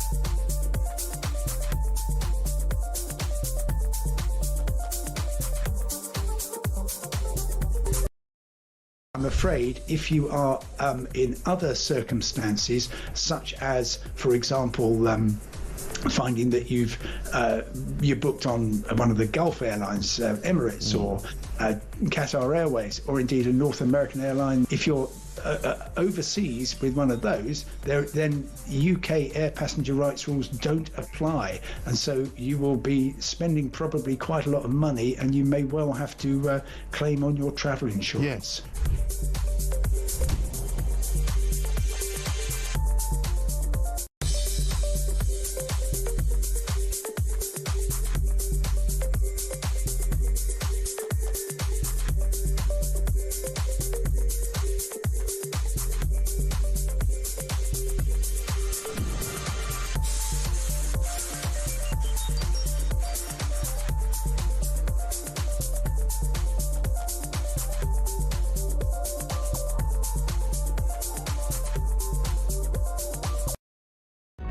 Across the UK, on DAB+, on your smart speaker, on your smart TV, and on your side. This is Talk. It is Talk 10 to 3. Let's go for the voice of doom then. So this is day 3. It's the mystery voice with a political angle to it. So it might be a politician, past or present. It might be somebody connected to the world of politics, but it's always in that kind of arena. It's day 3 of this one, all right? So I think this is going to rumble. I can't remember what our record is for one of these. Probably about 10, 12 days, Amy, something. Maybe 14 days, yeah. I can't remember. Who was that? Was it Gerhard Schroeder? Whoever it was, it went on for a while. This one might do the same. Have a listen to the voice. Political decisions were taken. Now, whatever you do, don't phone in because there ain't no prize, all right? You won't win anything. Absolutely jackmate, all right? But you can message in if you want to just join in with it. Have a listen to the voice again. Political decisions were taken. 87222. If we get a correct answer, right after the news headlines at 3, we shall reveal all. If we don't, however, it rolls over to Monday. And I'm only doing 3 days next week, then I'm off for a week and a bit, so it might get rested for a while. Let's see if it can go before then. Here's the voice again. Political decisions were taken. I think that's tough. 87222 if you want to have a crack at that. Back on the calls with you. Herbie is in Harrow. How are you doing, Herbie? Good afternoon, Ian. Very well, thank you. Good. Well, fire away. The warning signs are now here. It's been going on for a long time. The infrastructure isn't there, Ian. The transformers are old, the cables are old, and everything's going electric. You know, our Ed Miliband wants to do away with gas and put us all on electric, and it can't cope with it. It cannot cope, Ian. It's as simple as that. Is it not possible? I mean, I hear what you're saying, Herbie, but I mean, some might say, well, actually, Heathrow was ahead of its game. It was all new stuff there. You're not buying that? Well, no, Ian. The problem is, look, we're building more homes. Everything's going electric. Electric cars have got to be charged up. You've got your telephones which have to be charged up. Even your landline telephones have to go onto a router, which has to have electricity. Everything's going electric. Sure. The infrastructure isn't there. They've not upgraded the cables to take the extra load that's required. And they haven't got the transformers there to deal with them. It's as simple as that. You know, they keep ignoring this. They keep going about zero tolerance, zero this, that, and the other. What about the infrastructure to make it work today? Yeah. It's not there. So, putting Heathrow to one side, that's maybe a catastrophic and very high-profile example of the problem. But you sense the problem is elsewhere as well.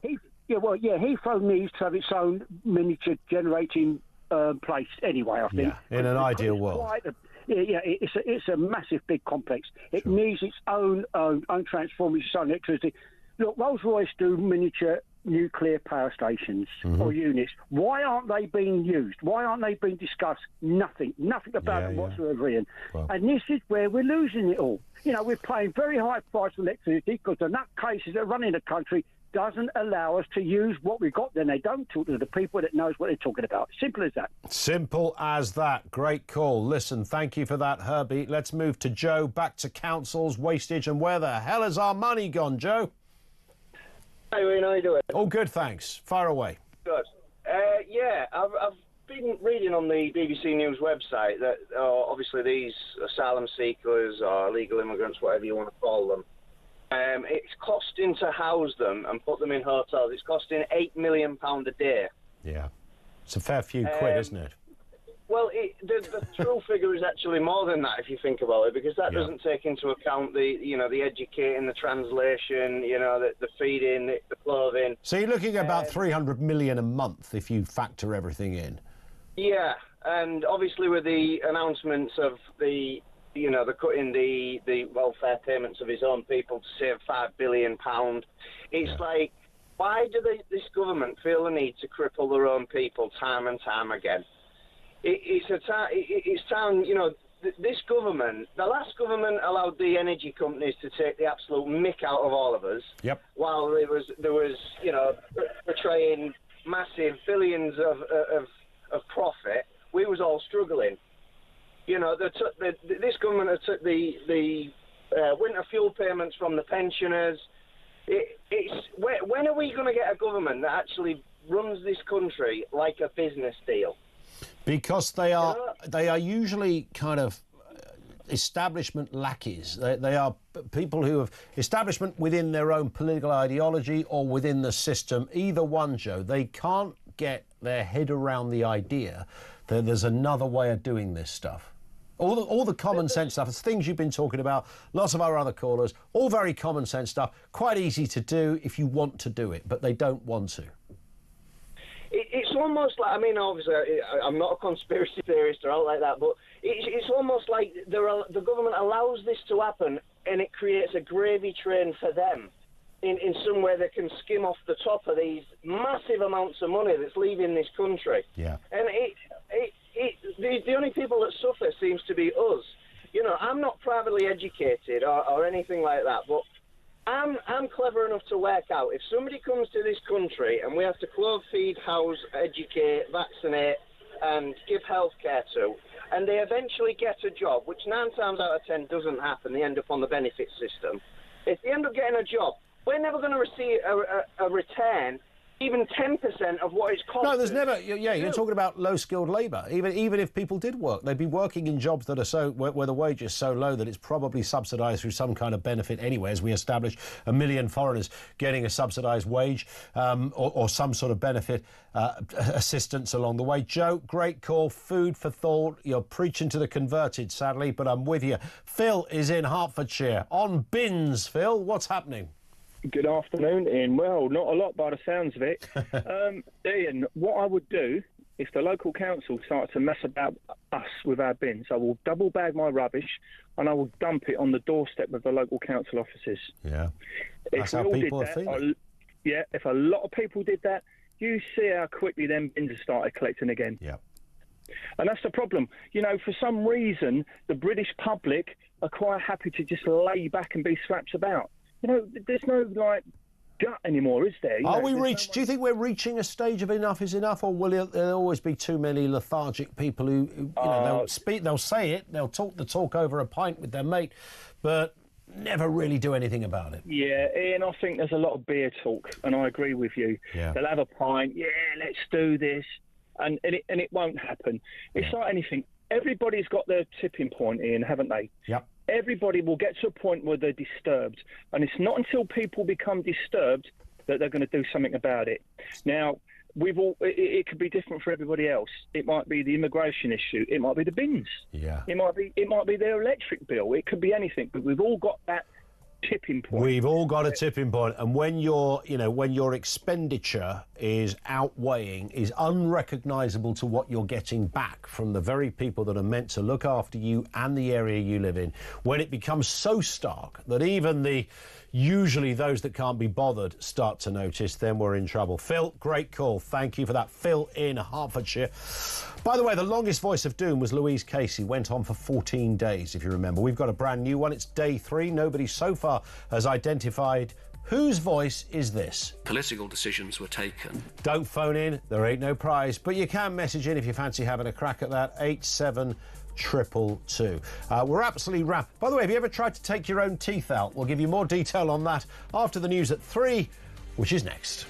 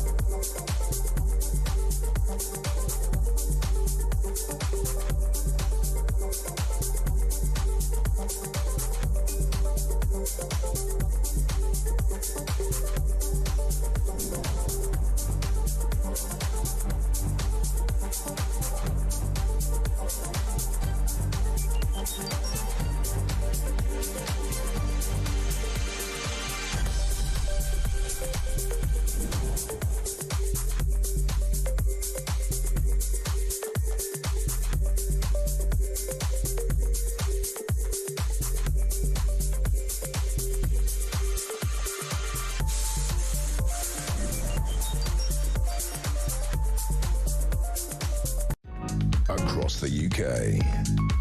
On DAB+, on your smart speaker, on your smart TV, and on your side. This is Talk.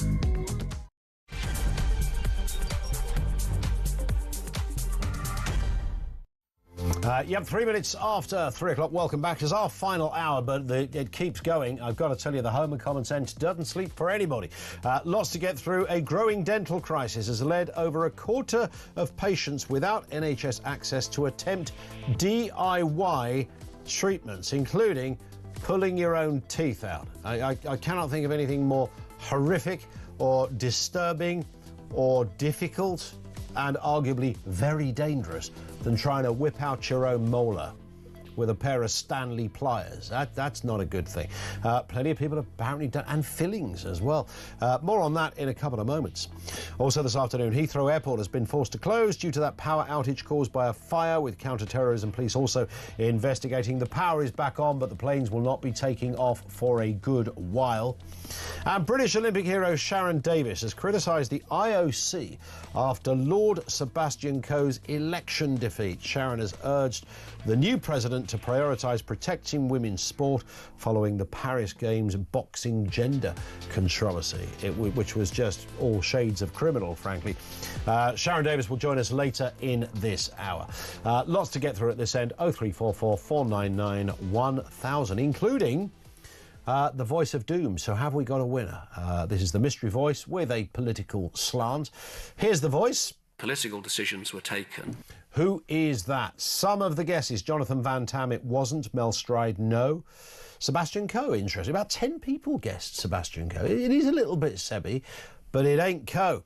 Dominic Cummings, no. Matt Hancock, no. John McDonnell, Alistair Jack, no. But Chris Patton, no. In fact, it was Chris Patton last week, I think, on one of the voices. It was, wasn't it? The last governor of Hong Kong. It was not, which means it rolls over to Monday. Can we have a little pre-weekend listen again, please, Amy? Political decisions were taken. We don't usually play it that much. In fact, we're breaching Ofcom rules by playing it more than 4 times. So I'll take the fine on that, don't worry. If you think you know, Monday, 2:45, it is back. Now, a growing dental crisis forcing desperate patients to resort to extreme measures. As I said, more than a quarter of people unable to see an NHS dentist have resorted to DIY treatments, some even pulling their own gnashers out with a pair of pliers. A fifth of those struggling to access care in the UK have travelled abroad for dental procedures, with reports of patients flying to war-torn Ukraine or opting for cut-price dentistry in Turkey, often with devastating consequences. Health leaders are urging the government to act faster, warning patients shouldn't have to choose between pliers or cheap flights. No, when we've arrived there, it's another area of the 21st century that ain't working properly. Let's speak to Myron Senthil Nathan, NHS dentist. Myron, good afternoon to you. Good afternoon, Ian. Do you know what? We've met a couple of times because you often come. I didn't know you were a dentist. I knew you had good teeth, but I just thought that's because you used a good brushing technique. But you are a real-life NHS dentist as well, which are even rarer than, well, some teeth. Yeah, I mean, I have a practice in Surrey. I do some NHS. I've also got a private list, a den plan list as well. So it's a mixed practice with a couple of hygienists. I've been qualified in 2005, believe it or not, and so I took over my practice in 2010, so it's been a while. It's been a while. What has gone so terribly wrong here that people are trying to pull their own teeth out with pliers? Well, I've long been saying that Britain is exiting the first world, and when you hear these kind of stories, that's kind of confirmed. But a lot of dental disease is actually quite preventable. Diet and dirt are the two main factors. If you're able to get sugar down, and especially frequency of sugar intake and regular cleaning, most of this is preventable. Now, why is this happening? It's because there's a mass exodus from the NHS system into the private sector. And the reason for that is the NHS system, which is based on something called the UDA, which is the Units of Dental Activity. So a practice will have a contract with the NHS, and they have to perform a certain amount of these UDAs, these items of dental activity, units of dental activity, and then they'll get paid for it. It's often called the golden handcuffs, because the problem with this system is it's very constrictive. It works if you're able to see a large amount of patients in a short space of time, and then perhaps economically and the business model can work. Unfortunately, what we're seeing is that with rising costs and a failed system, most NHS dentists are starting to recognise that it simply isn't working. The British Dental Association actually did a survey, a study, and they realised that across when you tot up the time being taken and the cost of treatment on the NHS, dentists are often losing around 330 million pounds across the year, and then that's set to rise to around 425 million. With the national insurance rises and business rates rises and so on. So the cost effectiveness is going down, the business model doesn't work, but also it's this, Ian, when you're a clinician, the UDA system of the NHS, it kind of compels you to look as a person instead of as a patient, but more like a person where you need to hit your contract value, where you need to hit that contract target, much like A&E doctors are forced to look at targets and so on. And it's because of that, a lot of people are just saying, you know what, I'm hanging up my mirror and probe with the NHS and I'm just going to go fully private. You know, that's exactly what the conversation I have with my dentist. In fact, I seem to have it he's been my dentist for a good few years, 10, 12 years, something like that. He said that. He said that there's almost no way of earning a proper living out of through the NHS. And he said, I certainly wouldn't have a surgery that looks like this, you know, and the limitations were there for all to see. I don't dispute that most governments would quite like to see the entire dentistry area hived off into the private sector. And maybe ultimately that will turn out to be a good thing, but there's still got to be a way of accessing it. No, I mean, it's quite sad to see. It's not just the NHS system. What I've noticed is, I mean, when I used to put out an ad for clinicians to work on the NHS, I used to be inundated. I used to get 50, 60 applicants, especially in the London area, popular area to work. Now you're lucky if you get a handful of clinicians that actually apply for NHS positions. So the staffing is a big issue. People don't want to work in NHS. Hygienists aren't available. Dental nurses are not available. So all of these things are causing a lot of dentists to actually sell up their whole practice to big corporates. And often these corporates end up going private as well. So there's that factor that has to be taken into account as well. Just tell us, Myron, what are let's talk about the dangers here, because some people do resort to their own dentistry. We're hearing whether it's trying to literally take a tooth out with a pair of pliers, or fillings as well. You hear of people using super glue, and goodness, man alive! I mean, this sounds all shades of horrendous. Just talk us through some of its obvious stuff, but I'm sure in its worst scenarios it could be really dangerous to do your own dentistry. Yeah, I mean, you're looking at taking your teeth out with pliers. I mean, pliers, are they sterile? You're entering if you can actually put pliers in your mouth, you don't know what bugs are on there, what bacteria are on there. You then put that on your tooth, you're liable to post-operative infections. The other thing is this, look, sometimes teeth are very, very loose. I'd never advise taking your own teeth out, but sometimes teeth can be very, very loose and you can get away with it. But often they're deceptively loose. So when you start putting pressure on it, you start to fracture the tooth and you can end up leaving half the root in the actual socket itself. And then again, liable to infection, liable to pain. So you can end up just causing far more damage than when you started with. Yeah. And fillings, I mean, don't go there with the glue, right? Yeah. I mean, I laugh, but I mean, it's this really serious thing, isn't it? If people are resorting to these extreme measures, of course, yeah. Re-cementing crowns with glue, trying to fill up small little cavities with glue, not a good idea at all. There are little emergency pharmacy kits. I remember during the COVID time, these became quite popular, where patients would go to their pharmacy and get these kind of little DIY temporary filling kits that you could mix up and put in there. Temporary measure to stop food particles going in there. That might be permissible, but yeah, not the super glue, I'm afraid. Got it. Listen, Myron, thank you for your time as ever. He's Myron Senthil-Nathan, NHS dentist, telling it like it is, really. I mean, don't try your own stuff. I think I'm right in saying that I don't want to advertise any particular site, but I think those multiple option shopping sites, I think you can buy filling stuff. Like, I'm talking about, sort of colloquially, about people resorting to sticking glue in their teeth. I know some people do that with cuts, don't they? I've spoken to hairdressers who, because they cut their fingers quite regularly with very sharp scissors and working, close to the edge, will often just put a bit of glue across it to seal it up. I'm sure that's not a good thing because that could poison your system and then you get that horrible disease.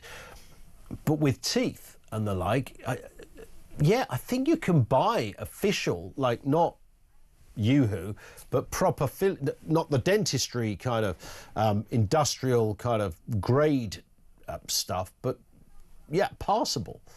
It's not illegal to do it, but taking your tooth out, if you've ever taken your own tooth out, quite literally, 0344 499 1000.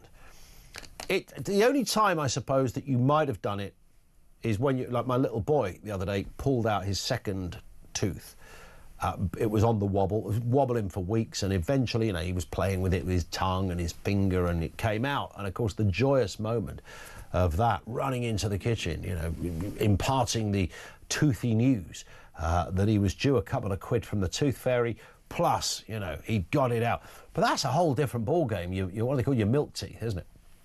Doing it as an adult, taking your tooth seriously. If you've been there and done it. All ears at this end, 0344 499 1000. But I would just add this angle to it.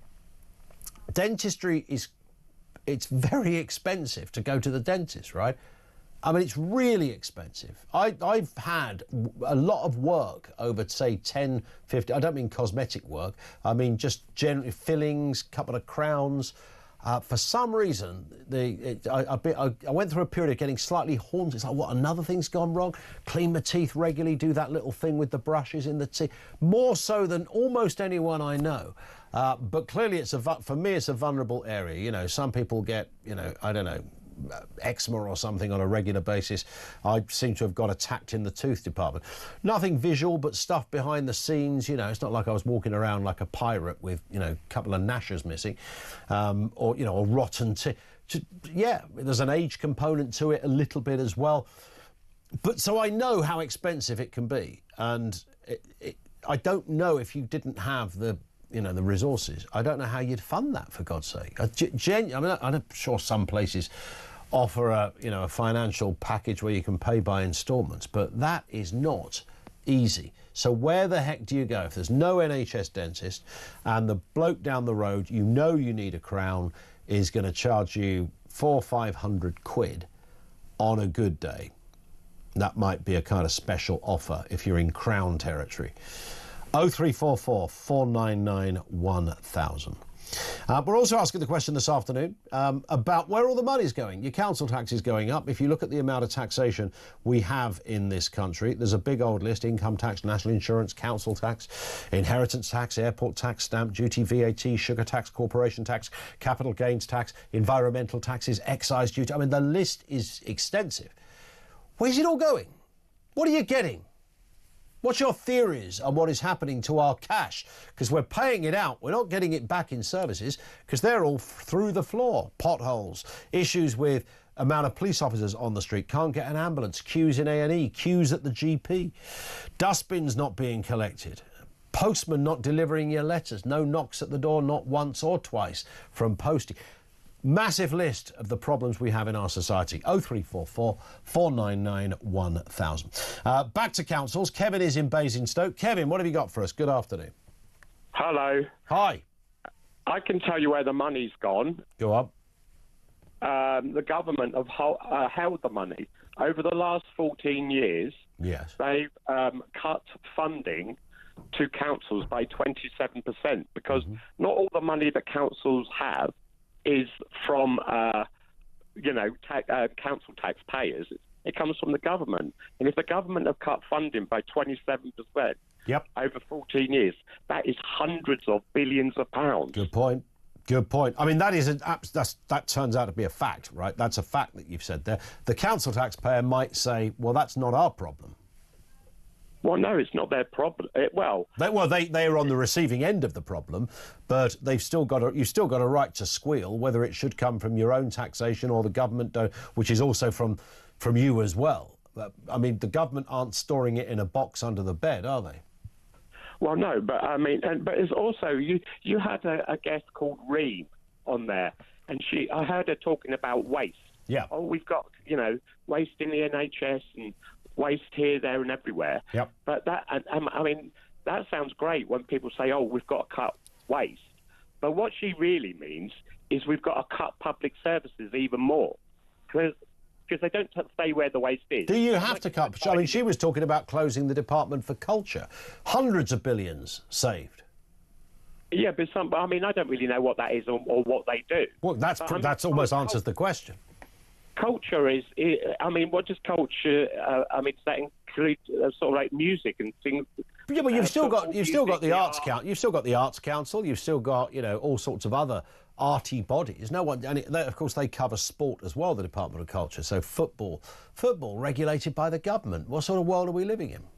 But in what way do they regulate it? No idea. They're probably no good way. I mean, they are there to sort of oversee things. There's some rules and regulations and competition issues, I guess, although that might go to another department. All we know is there's a thing called the Department of Culture, Media and Sport that nobody would notice any discernible difference to their life if it didn't exist. Well, culture and media, that's what makes this country great, isn't it? That's why we have so many tourists coming in. Yeah, but you don't need a department to have culture. Well, why not? I mean, they must be doing something. Well, no, I mean, that's very generous of you to suggest the government are doing something, because the usual rule of thumb is they ain't doing anything. Yeah, but that's just another way. That's why people, like I said, oh, we've got to cut this, we've got to cut that. Yeah, but if you cut the Department for Media, Culture and Sport, that wouldn't be cutting a service. That would be cutting largely an administrative body that oversees things but employs God knows how many people in order to do it. Yeah, but we don't know that having that is a bad thing. Having that might be a good thing. Well, there's quite a lot of things you could... Yeah, but can we afford it? That's the point, wouldn't it? It'd be great if we had these lovely, ostentatious departments for all sorts of aspects of our lives. But I would take a punt that... Well, you wouldn't notice a darn thing when it came to sport, media or culture if that department didn't exist. The National Theatre would still be there. Everything else would still be there. That lovely theatre in Basingstoke would still exist. But we can afford to do things in this country. We keep being told we're one of the richest countries in the world. So where's the money going then? Well, the money is going into the pockets of rich people because the wealth gap in this country. Well, the rich people aren't taking your money. No, but if the rich people paid their fair share of tax, this country would be a lot better off. Well, they pay more than their fair share of tax because most of the tax raised is from rich people. When you see the top 1%, they have more wealth than the bottom 70%. Well, that's not at the expense of the bottom 70%. No, but it's just not. We live in. It is. I mean, we're always going to live in a world. That's like saying, if you look at the fastest runners in the world, the top, 1% of runners are faster than the collective lot of the ones at the bottom. I mean, there's always going to be a smaller group of really rich people whose product or enterprise or business has done remarkably well, usually because we buy what they sell. Inequality in this country is extremely high. I mean, and it might well be, but I don't know whether it's down to rich. I think it's a very easy. I don't think James Dyson, who makes those Hoovers, is rich because of something terrible that he did to poor people. No, he's rich because he left this country because of Brexit, which he supported, and set up his business. I don't know where he went, Thailand or somewhere. Well, he's got one bit, yeah. He's got businesses all over the place, but yeah, that's up to him where he goes, isn't it? Yeah, but Richard Dyson, he's one of these men that bought up massive loads and loads of farmland to avoid paying tax. I have no evidence to back that up, but if you've read that somewhere, I'm sure if he was here that he would go, well, no, I didn't. I built a hairdryer factory on it. No, he didn't. He bought land. He owns massive amounts of land in this country. Well, that's because he's got the money. He's allowed to do that, isn't he? He bought the land to avoid paying tax. I doubt whether you would. I mean, that sounds a bit of an urban myth to me. Well, I mean, yeah, I've looked it up. It's the same as Jeremy Clarkson. He bought his farm, so he didn't have to pay tax. No, he didn't. He said that as a humorous line in an interview, and it's haunted him ever since. You know, you think he's not working on it. He's got a working farm there, for God's sake. Well, that's a cop-out, isn't it? People always say that, I was only joking. Well, it was, I mean, Jeremy Clarkson, if you looked at the things Jeremy Clarkson says every week in his columns, I mean, there's all manner of things he says he's going to do and thinks and says. I mean, the fact that he said something, I don't know, 500 years ago about not paying tax, and suddenly that's the thing we take. I mean, we need more Jeremy Clarksons. We need more James Dysons, right? We need less Clarksons, especially after his comments about Meghan Markle. That was absolutely disgusting. Well, some people said it was. He apologised. Other people said it was very Clarkson, and it was a parody of, was it not Hunger Games, Game of Thrones or something, whatever it was. Yeah, I'm not defending. I mean, you are allowed to not like somebody. You're also allowed to quite like somebody. Whoever you want to pick. Andy Murray, there's a fellow that's made a load of money out of tennis. But to say that he wants to strip her naked and drag her through the streets, that's more than just saying something nasty. And what? Well, I'm just saying, you said we want more people like Jeremy Clarkson, and I said, no, we need less people like Jeremy. OK, so because he once wrote something that you found offensive, and lots of other people found offensive as well. It's not once, is it? It's not once. I mean, he's slapped. Well, hang on. So that's why you want your Department of Culture, isn't it? So you can vet people whose taste, who don't pass your taste test for what is acceptable, Kevin. Well, so we do need the culture. So you want more of a Marxist regime? Well, it's not Marxism. You just don't want to give airtime to people that say disgusting things. But who measures that then? How do you measure that? Mean, well, he can say what he wants. He did say what he wants. Yeah. But there are consequences, aren't there? Well, yeah, he had to apologise, and it was a fairly humiliating week for him. Yeah, but he got the sack because the people that were employing him don't want to be associated with somebody like him. Yeah, because we live in a fairly touchy-feely time where people get very upset by words. Yeah, but it's all about money, isn't it? Well, okay, well, let's not dwell on Clarkson. I mean, he's just one example. If you had another 50 Clarksons or the equivalent, let's say, who didn't write columns that you found offensive, Kevin, we'd have even more tax coming into the economy, right? Say that again, sorry? If we had more Jeremy Clarksons or people like that, even if you didn't like what they were writing or creating, we'd have more money coming into the system. What's bad about that? Well, he's rich because he's rich because people buy his books. No, people like Jeremy Clark. Well, rich people that avoid paying tax. Who needs them? He's not avoiding paying tax. He probably pays more tax than you could imagine. Tell me something, Kevin. Last question. Are you a dirty lefty? My last question, who funds REAM? The think tank, secretly funded think tank. I wouldn't say it's secret. It's where she works. Yeah, it is. It is secret. You don't know who funds her. Well, what business is it of yours? Well, because she might be biased. She says all these things. Well, she might work there because she agrees with the kind of line that her company takes. Otherwise, she wouldn't work there. Nobody loses, you see. You don't have to listen to her. That's the beauty of living in a liberal, free world. We ain't North Korea. Anyway, great. Kevin, you have, seriously, I'm not joking here, you have been brilliant. That's Kevin with us on the programme. This is Talk.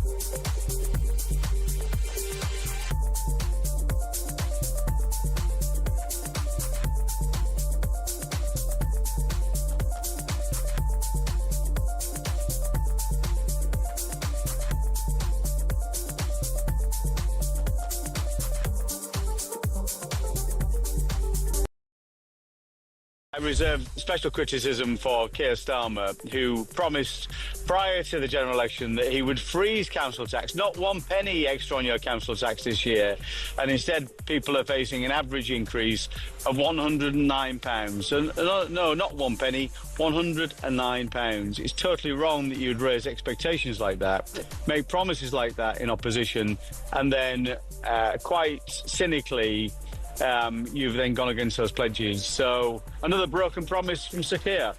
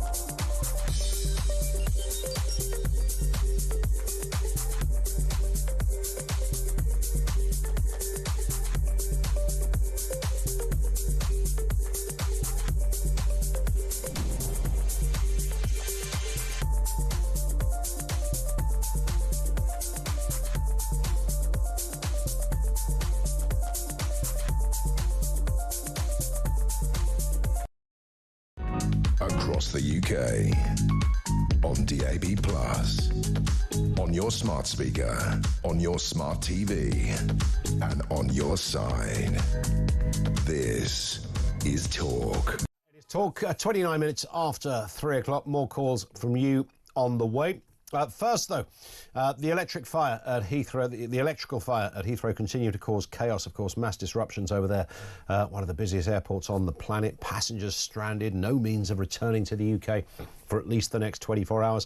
Over 1,000 flights cancelled, delayed or diverted, and major airlines massively affected. Then the domino effect of all the other infrastructure. Additionally, counter-terrorism police also deployed as part of the investigation to determine whether sabotage did play any part. Let's speak to our reporter Nick Ellaby, who joins us live from Heathrow. Nick, good afternoon. I understand the lights are back on, but that's about it. Yeah, good afternoon, Ian. The power is back on at Heathrow Airport. Terminal 4 was the last terminal to come back on. As I understand it, the backup systems at Heathrow did all start working correctly, but those backup systems are only really sort of contingency plans in terms of they have to land any planes in distress or get people out of the airport that have nowhere else to go. So, you know, there are questions there over whether those contingency plans and backup systems for Heathrow are good enough. But the National Grid also say the power has been back on to all the homes here. I'm just outside the substation in Hayes, about 1.5 miles northeast of Heathrow, which supplies all the electricity for Heathrow. Heathrow authorities say that actually the airport takes about as much power as a small city, and that's why it takes such a long time to get everything back up and working. The power is on now, as I said, but they've got to test all these systems, reboot all the computer systems, all the things like the lifts, you know, the baggage handling, everything else, and just make sure that they're all now working properly. And you mentioned the sort of, you know, raising that spectre of a possible terror attack. The Met Police did deploy their counter-terrorism operatives here today as soon as they were on the scene, because they told us it's a kind of belt and bases approach to cover off any possible any possible situation in terms of that investigation. But there's no suggestion that this is terror related whatsoever. I've been speaking to lots of residents in the area who described 2 loud bangs at around 11 o'clock last night. One woman who lives just here actually said it sounded like a lorry smashing into a wall. But in terms of did they see anything else going on in the area, I've spoken to no one that could point to anything that, you know, they felt that was untoward. But the scene here last night, absolutely shocking. Flames going probably 6-7 stories into the air, smoke billowing everywhere. And then in terms of that knock-on effect, I mean, we've 1,300 flights today in, some 660 in, 660 out of Heathrow, all cancelled. The airport won't be back up and running until midnight. You've got that knock-on effect as well, and all these planes that are landing in various locations. But, you know, the knock-on effect is going to be terrible for the next few days, and also a huge stain on Heathrow reputation and Britain's reputation as well, because so many people are going to be really hacked off, Ian. Absolutely right, and it's going to take a good few days to even begin to look like anything that is normal over there. Nick, thank you for that. Nick Ellaby, talk reporter live at Heathrow Airport. Any latest developments, of course, you'll hear it here first, but I think that's going to be very much about how things begin to get back to a semblance of normality. But if you were meant to be on a flight today at 2 o'clock, I doubt whether you're just going to jump on one tomorrow afternoon at 2 o'clock. I don't think some might, but I don't think it's going to be that easy. The dominoes are stacked against you, as it were. But full details as it happens. We're going to talk to Sharon Davis in a moment as well. Reference I think we call it the sort of snubbing of Sebastian Coe in that Olympic election that took place. He didn't do so well. What's behind that? And what does it mean for women? Yes, women in sport. Sharon talks with us in a few moments' time. Plus, and here's a great thing, you know those really elusive and almost impossible to get hold of tickets for Oasis at Wembley this summer? Those, yeah, you fancy winning a pair? Have a listen to this. How do you fancy winning tickets to the hottest gig of the century? Here at Talk, we're giving you the chance to bag yourself a pair of tickets to Oasis at Wembley this summer. Plus, we're giving away a whopping 10 grand and putting you up for the weekend in a London hotel. All you need to do is text the word prize to 83338 and you're in the draw. Alternatively, you can enter by post. Once again, all you need to do is text the word prize to 83338 or you can enter by post. Good luck. 18 plus UK excluding Northern Ireland. Enter by text for £2 plus one standard network charge by 11 p.m. on the 7th of April 2025. Or post your name and number to Oasis Competition, PO Box 3190. Colchester CO2 8GP to arrive by 5 p.m. on the 10th of April 2025. Full terms and conditions at talksport.com. This is a News Broadcasting Network promotion.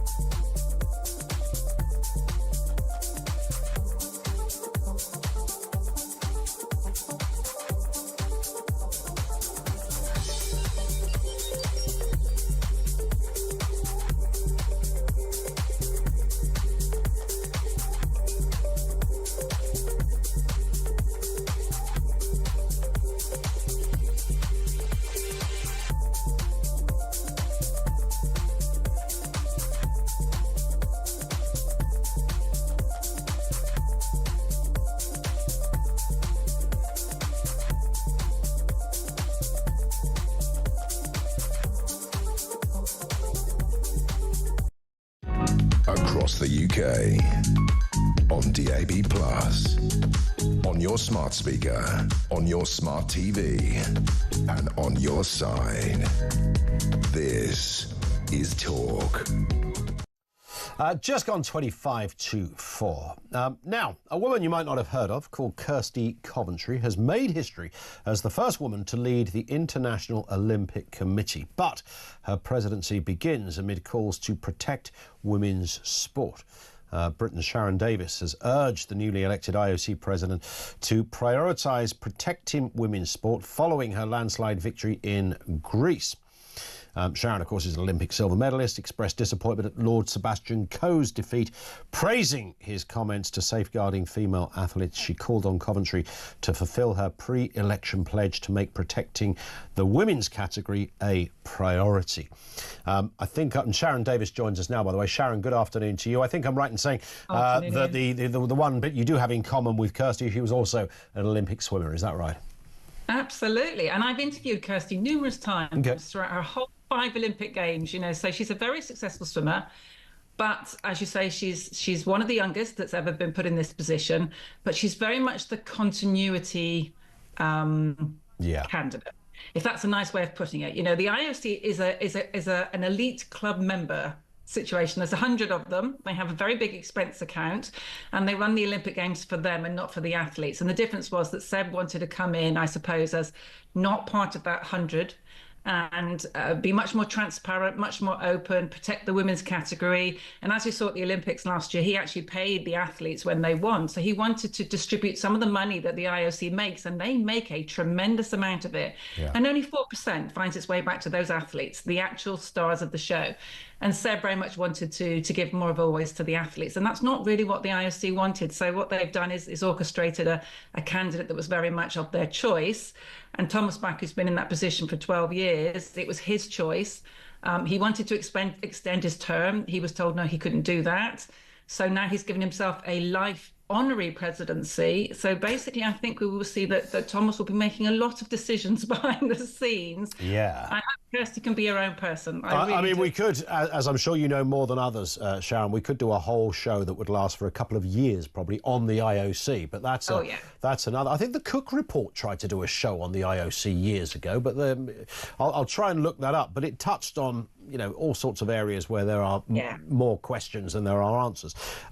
What is interesting about Kirsty Coventry is that, you know, we've had controversy about women in sport, or men in women's sport. Even the last Olympics, of course, a very high-profile story. I was looking up and trying to find some words from her around this subject. I couldn't really find very much. So I do sort of suspect that, you know, unless she's going to take a completely different view on what she had or didn't have during Paris, then, you know, we might be in for a slow ride when it comes to this particular and crucial element of women's sports. Yeah, absolutely. So Kirsty sat on the Athletes Commission for 10 years and said absolutely nothing. And then during the Olympic Games, she was part of the executive board that was sitting at the IOC in Paris, and again said absolutely nothing, and went along with that farcical situation where they decided to go by what was written on a passport, not what actually somebody was. You know, which is one thing maybe in track, but it's another thing altogether when you're actually putting a male into a boxing ring against a female. Seb was very strong. He was going to bring in sex screening, which was taken out at the end of the 90s, even though it was against what all the female athletes wanted. It's a very simple thing. You know, it's a cheek swab. You have it once in your life. It takes 10 seconds because humans cannot change their biological sex. And I had one way back in 1976. And it works incredibly well. You know, it protects the female category. All the candidates said that they were going to protect the female category because they were kind of cornered into doing that because Seb was so vocal about it. So Kirsty has said she will, but what that really means is another thing altogether. Yeah, and it's interesting. Look, I know we all like to think that, you know, one of our guys got the job, as it were. But if you look at Seb and you look at his career, I'm not just thinking about 2012. I'm thinking about what he's done since. You know, he's sat on very high profile and does on very high profile sporting been head of, you know, World Athletics for absolutely years. He ran 2012, Olympic medalist. Indeed, he's got his own, you know, great CV in his own sport. He's globally known. He's very respected. He's a brilliant communicator, and as you know as well, Sharon, really nice bloke too. I mean, he got, what was it, 8 votes or something? Yeah, very much so. You know, and it's just so unfair because if that had been put to the athletes, that would have been a totally different story. Yeah. And as I was explaining, this is a, you know, a very elite club of 100 people. What's very interesting is 74% of those people that are in that elite club were introduced to that elite club by Thomas Bach.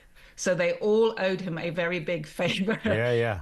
Sadly, that's what we saw. That was the result that we saw, you know, and it is a real shame. It's a shame for the Olympics, but most importantly, it's an absolute shame for the athletes because they deserve better than this. You know, the Olympic Games should not be run for this 100 extremely wealthy, extremely elite, extremely special people. And when I do my interviews on the side of the pool, it's one of the things that annoys me the most is that we have a packed swimming pool or a packed stadium, like in Paris, because of we had Leon Marchand, that all the French wanted to come and see. There wasn't a single seat that was available in the room. Yeah. And yet across the way, where there was supposed to be IOC members and some super hospitality, there was empty seats. And I get really upset about that because they're literally out the back having a drink and eating a sausage, rather than sitting in and watching the sport. Yeah. Because that all comes as part of their package, along with their 5-star hotel and their own personal limousine driver. Yeah. And on the first day of Paris, they were all awarded 900 euros per diems expenses when they have absolutely no expenses anyway. Well, so, yeah, I mean, that's bizarre, isn't it? How you have an expense account for a role that you don't have any, you don't pay for anything, so there are no expenses. I mean, that's extraordinary. There's a wonderful book called Lord of the Rings, I think it's called. It's if you're interested in, not Lord of the Rings, as in Lord of the Rings. Lords of the Rings. Yes. Yeah. and it touches on a lot of this stuff. It's going to be interesting to see what the American or the change in American administration, what effects and impact that might have, because that could possibly stick a firework up the trouser leg of the IOC. Yeah, absolutely. I mean, they're going to have quite a few things to have to deal with. Kirsty isn't going to have an easy situation. She's obviously got Russia to deal with. She's going to have that US-China thing to deal with. Trump is, going to do all sorts of things between now and LA. Good for us. Trump has come out and said he wants the female category protected. That may push the IOC into actually doing something. She's talked about getting the federations around the table and coming up with a solution. But what I find very upsetting really is that, she talks about the fact we have more science. Well, we've always had the science. There was never any science ever anywhere in the world to say that we could remove male puberty advantage, none whatsoever. And it's the whole reason why we have male and female competitions. We know that we're biologically different. And in Olympic sport, it's anywhere between about 10% and 30%. So the more dynamic a sport is, like weightlifting, the higher it is, 30%. The more sort of middle distance running, that's closer to 10%.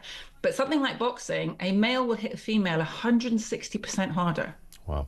Onto a less dense bone structure. Yeah. So, honestly, I was so worried in the summer that we were going to end up with someone getting a serious head injury.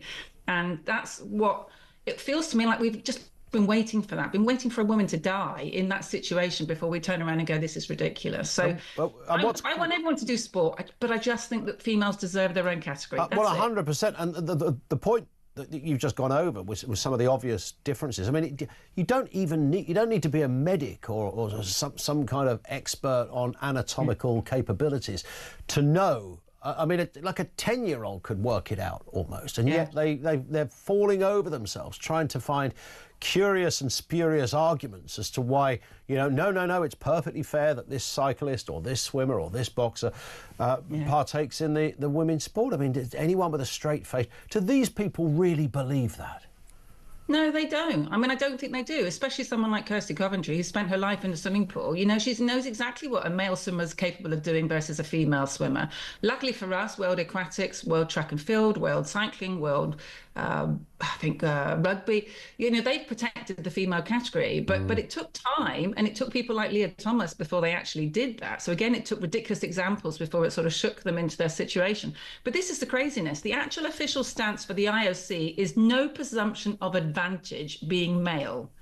So if that's your official position, why do you have male and female competitions? Correct. Why does every result ever in the history of the Olympic Games show you that there is an advantage to being male? It's a ludicrous stance that they've taken, and that needs to change. And I think what Seb again wanted to do was to go back to the principles of the Olympics, to be all about the best athletes, about eliteness, and yes, he wants to include everybody from around the world, but it has to be fair and safe, and then inclusive. You don't make it inclusive at the loss of all those, of everything else. Yeah, the only evidence I ever hear people come up with on this, and I remember John McEnroe doing an interview, I think it was Good Morning America or something like that, and he made this comment that, Serena Williams, she was #1 in the world, tennis player, but in the men's category, the man who was like 50th or 60th could probably beat Serena Williams. And of course, all hell broke loose. He might as well have declared World War III or something. I said, what are you can't say that, that's outrageous. And the evidence that was then thrown up was Because I think wasn't there a Billie Jean King match back in the day? Yeah, there was. When Absolutely. she fought a guy, she played against a guy, and she did win. So that always seems, it's those examples. Like if you and I got in a swimming pool, Sharon, you would still beat me at swimming, right? But that doesn't mean on balance. Exactly, I was going to say that. Yeah. I don't mean to be rude to you, but I could probably beat you in the swimming pool. 100%. However, I trained for 20 years of my life, 6 hours a day to do that. Yeah, 100%. A very big difference between, you have to compare apples and apples and not apples and pears. Correct. You can't turn around and go, here's an elite female, and we're going to compare it to a very mediocre male down here that hardly trains and is 3 stone overweight. Yeah. We can't do that. We have to compare, the same. And that's what they're not doing. That's why we get this ludicrous situation where they will give you an example of somewhere where a female's been able to beat a male. But when we're talking about the very best, there is absolutely no chance. We're just different. We're just made differently. That's all. Correct. You would beat me in the swimming. Not sure about synchronised swimming, Sharon. I think until you've seen my wagon wheel, I would hold fire on that because I can synchronise like the. Yeah, and the reason I'm so outspoken is because I went through that whole East German era where those 4 young girls were pumped full of testosterone through no choice of their own. Most of them have been terribly ill, and several of them have died, and nobody stopped it for 20 years. The IOC did nothing to stop that for 20 years, and so I know what that does. I know that we had no chance on earth of being able to beat these young girls. We had numerous 1, 2, 3s. We'd have people turn up at the Olympics and win, and we'd never seen them before. And they had hardly any success in the men's sport. Yeah. All their success was in the women's sport. So I know what testosterone does to a body from personal experience. And I didn't want another generation of young girls to end up in the same situation, just lose out on what they deserved, really. Yeah. And what was the name of that body that didn't pull their finger out back then? Oh, yeah, the IOC. I remember that. The IOC, that's exactly who it was. Do you know what? And it was Juan Antonio Samaranch, right? And he was there for 20 years. And guess who the other person on the list was? Juan Antonio Samaranch's son. Serious? And part of what? Yeah, absolutely serious. That was the other person that got over 20 votes was his son. And he was given that position when Juan Antonio retired. Part of the deal was that his son could sit on the 100 committee. So yeah. There you go. But nothing to see. How incestuous it all is. Nothing to see here, apparently. Listen, Sharon, you're always great on these things. Great to have you on with us again. Thank you, Sharon Davis, of course, former Olympic swimmer, now commentator, and has found herself, like so many people, accidentally being in a whole different argument about whether we can fully protect women's sport. And she makes an unarguable case, I think we can all say. 0344 499 1000. Back with more calls, comments from you on the way next.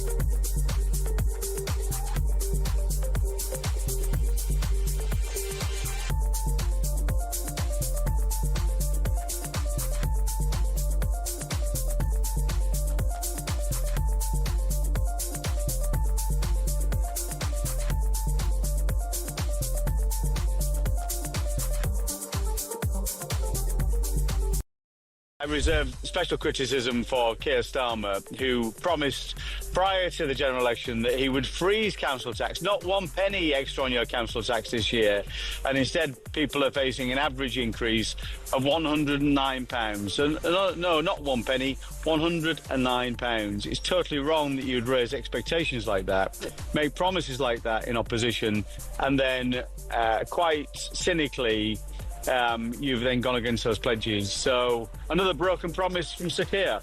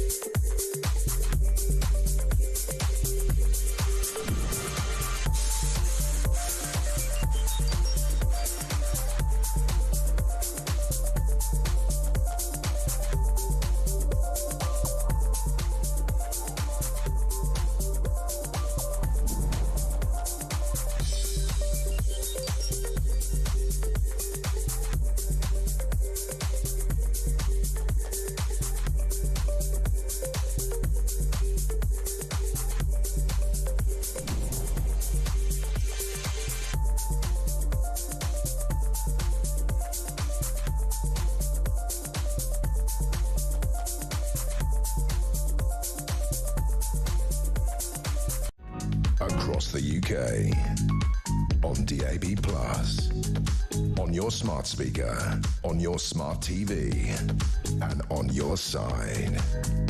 This is Talk. Let's get back on it. 5 to 4. Peter Cardwell's going to be here in a few moments. But first, Mark is in Carlisle on what is happening with our money. Where's all the money going, Mark? Good afternoon. Afternoon. We know where it all goes. Still on my council tax bill in Cumbria is miscellaneous and other. They don't have to explain a big chunk of it. And when the NHS is still paying 500 odd quid for a scalpel. When I worked in Sellafield as an electrician years ago, all the single-use pliers, which were 40, 50 quid, I mean, an Estwing hammer was about 120 quid, single use. It never got disposed of properly. It got nicked by all the tradesmen, and it found itself on the car boot sales of the local area. Wow. There was even a JCB went missing, which was supposed to be buried in concrete because of the contamination of the radioactiveness. That got nicked. I mean, if you can nick a JCB, you can frankly nick anything, right? I mean, that surely is the measure. You know, one of those. It's the story of Sellafield. They thought it was the managers think it's buried in concrete. How much plant was meant to be buried in concrete then? Quite a lot. I'd never even thought about that before. Things like the pliers and that were very expensive. Estwing hammers were 120 quid. They were supposed to be single use, and then either sent for decontamination, etc. Got nicked by all the tradesmen. Yeah. And there was literally on Silver car boot sale guys who worked for 20 years with their own stall with Sellafield tools. And was it written on the side of it, Sellafield tools? No, but we knew where it was coming from. You could spot one a mile off. You knew where they were. Some ended up in my warehouse, and I didn't need lighting in that area because it glowed in the dark. Nice point to finish on, Mark. Thank you very much. Mark in Carlisle. Love it. Nubbin in London. How you doing? Good afternoon, young man. You've got a fantastic program. I watch it every day. That's very kind. Thank you. Yeah, starting from Mike, Alex, yourselves, That's great to hear. So here's a question for you, though. Where's our money gone?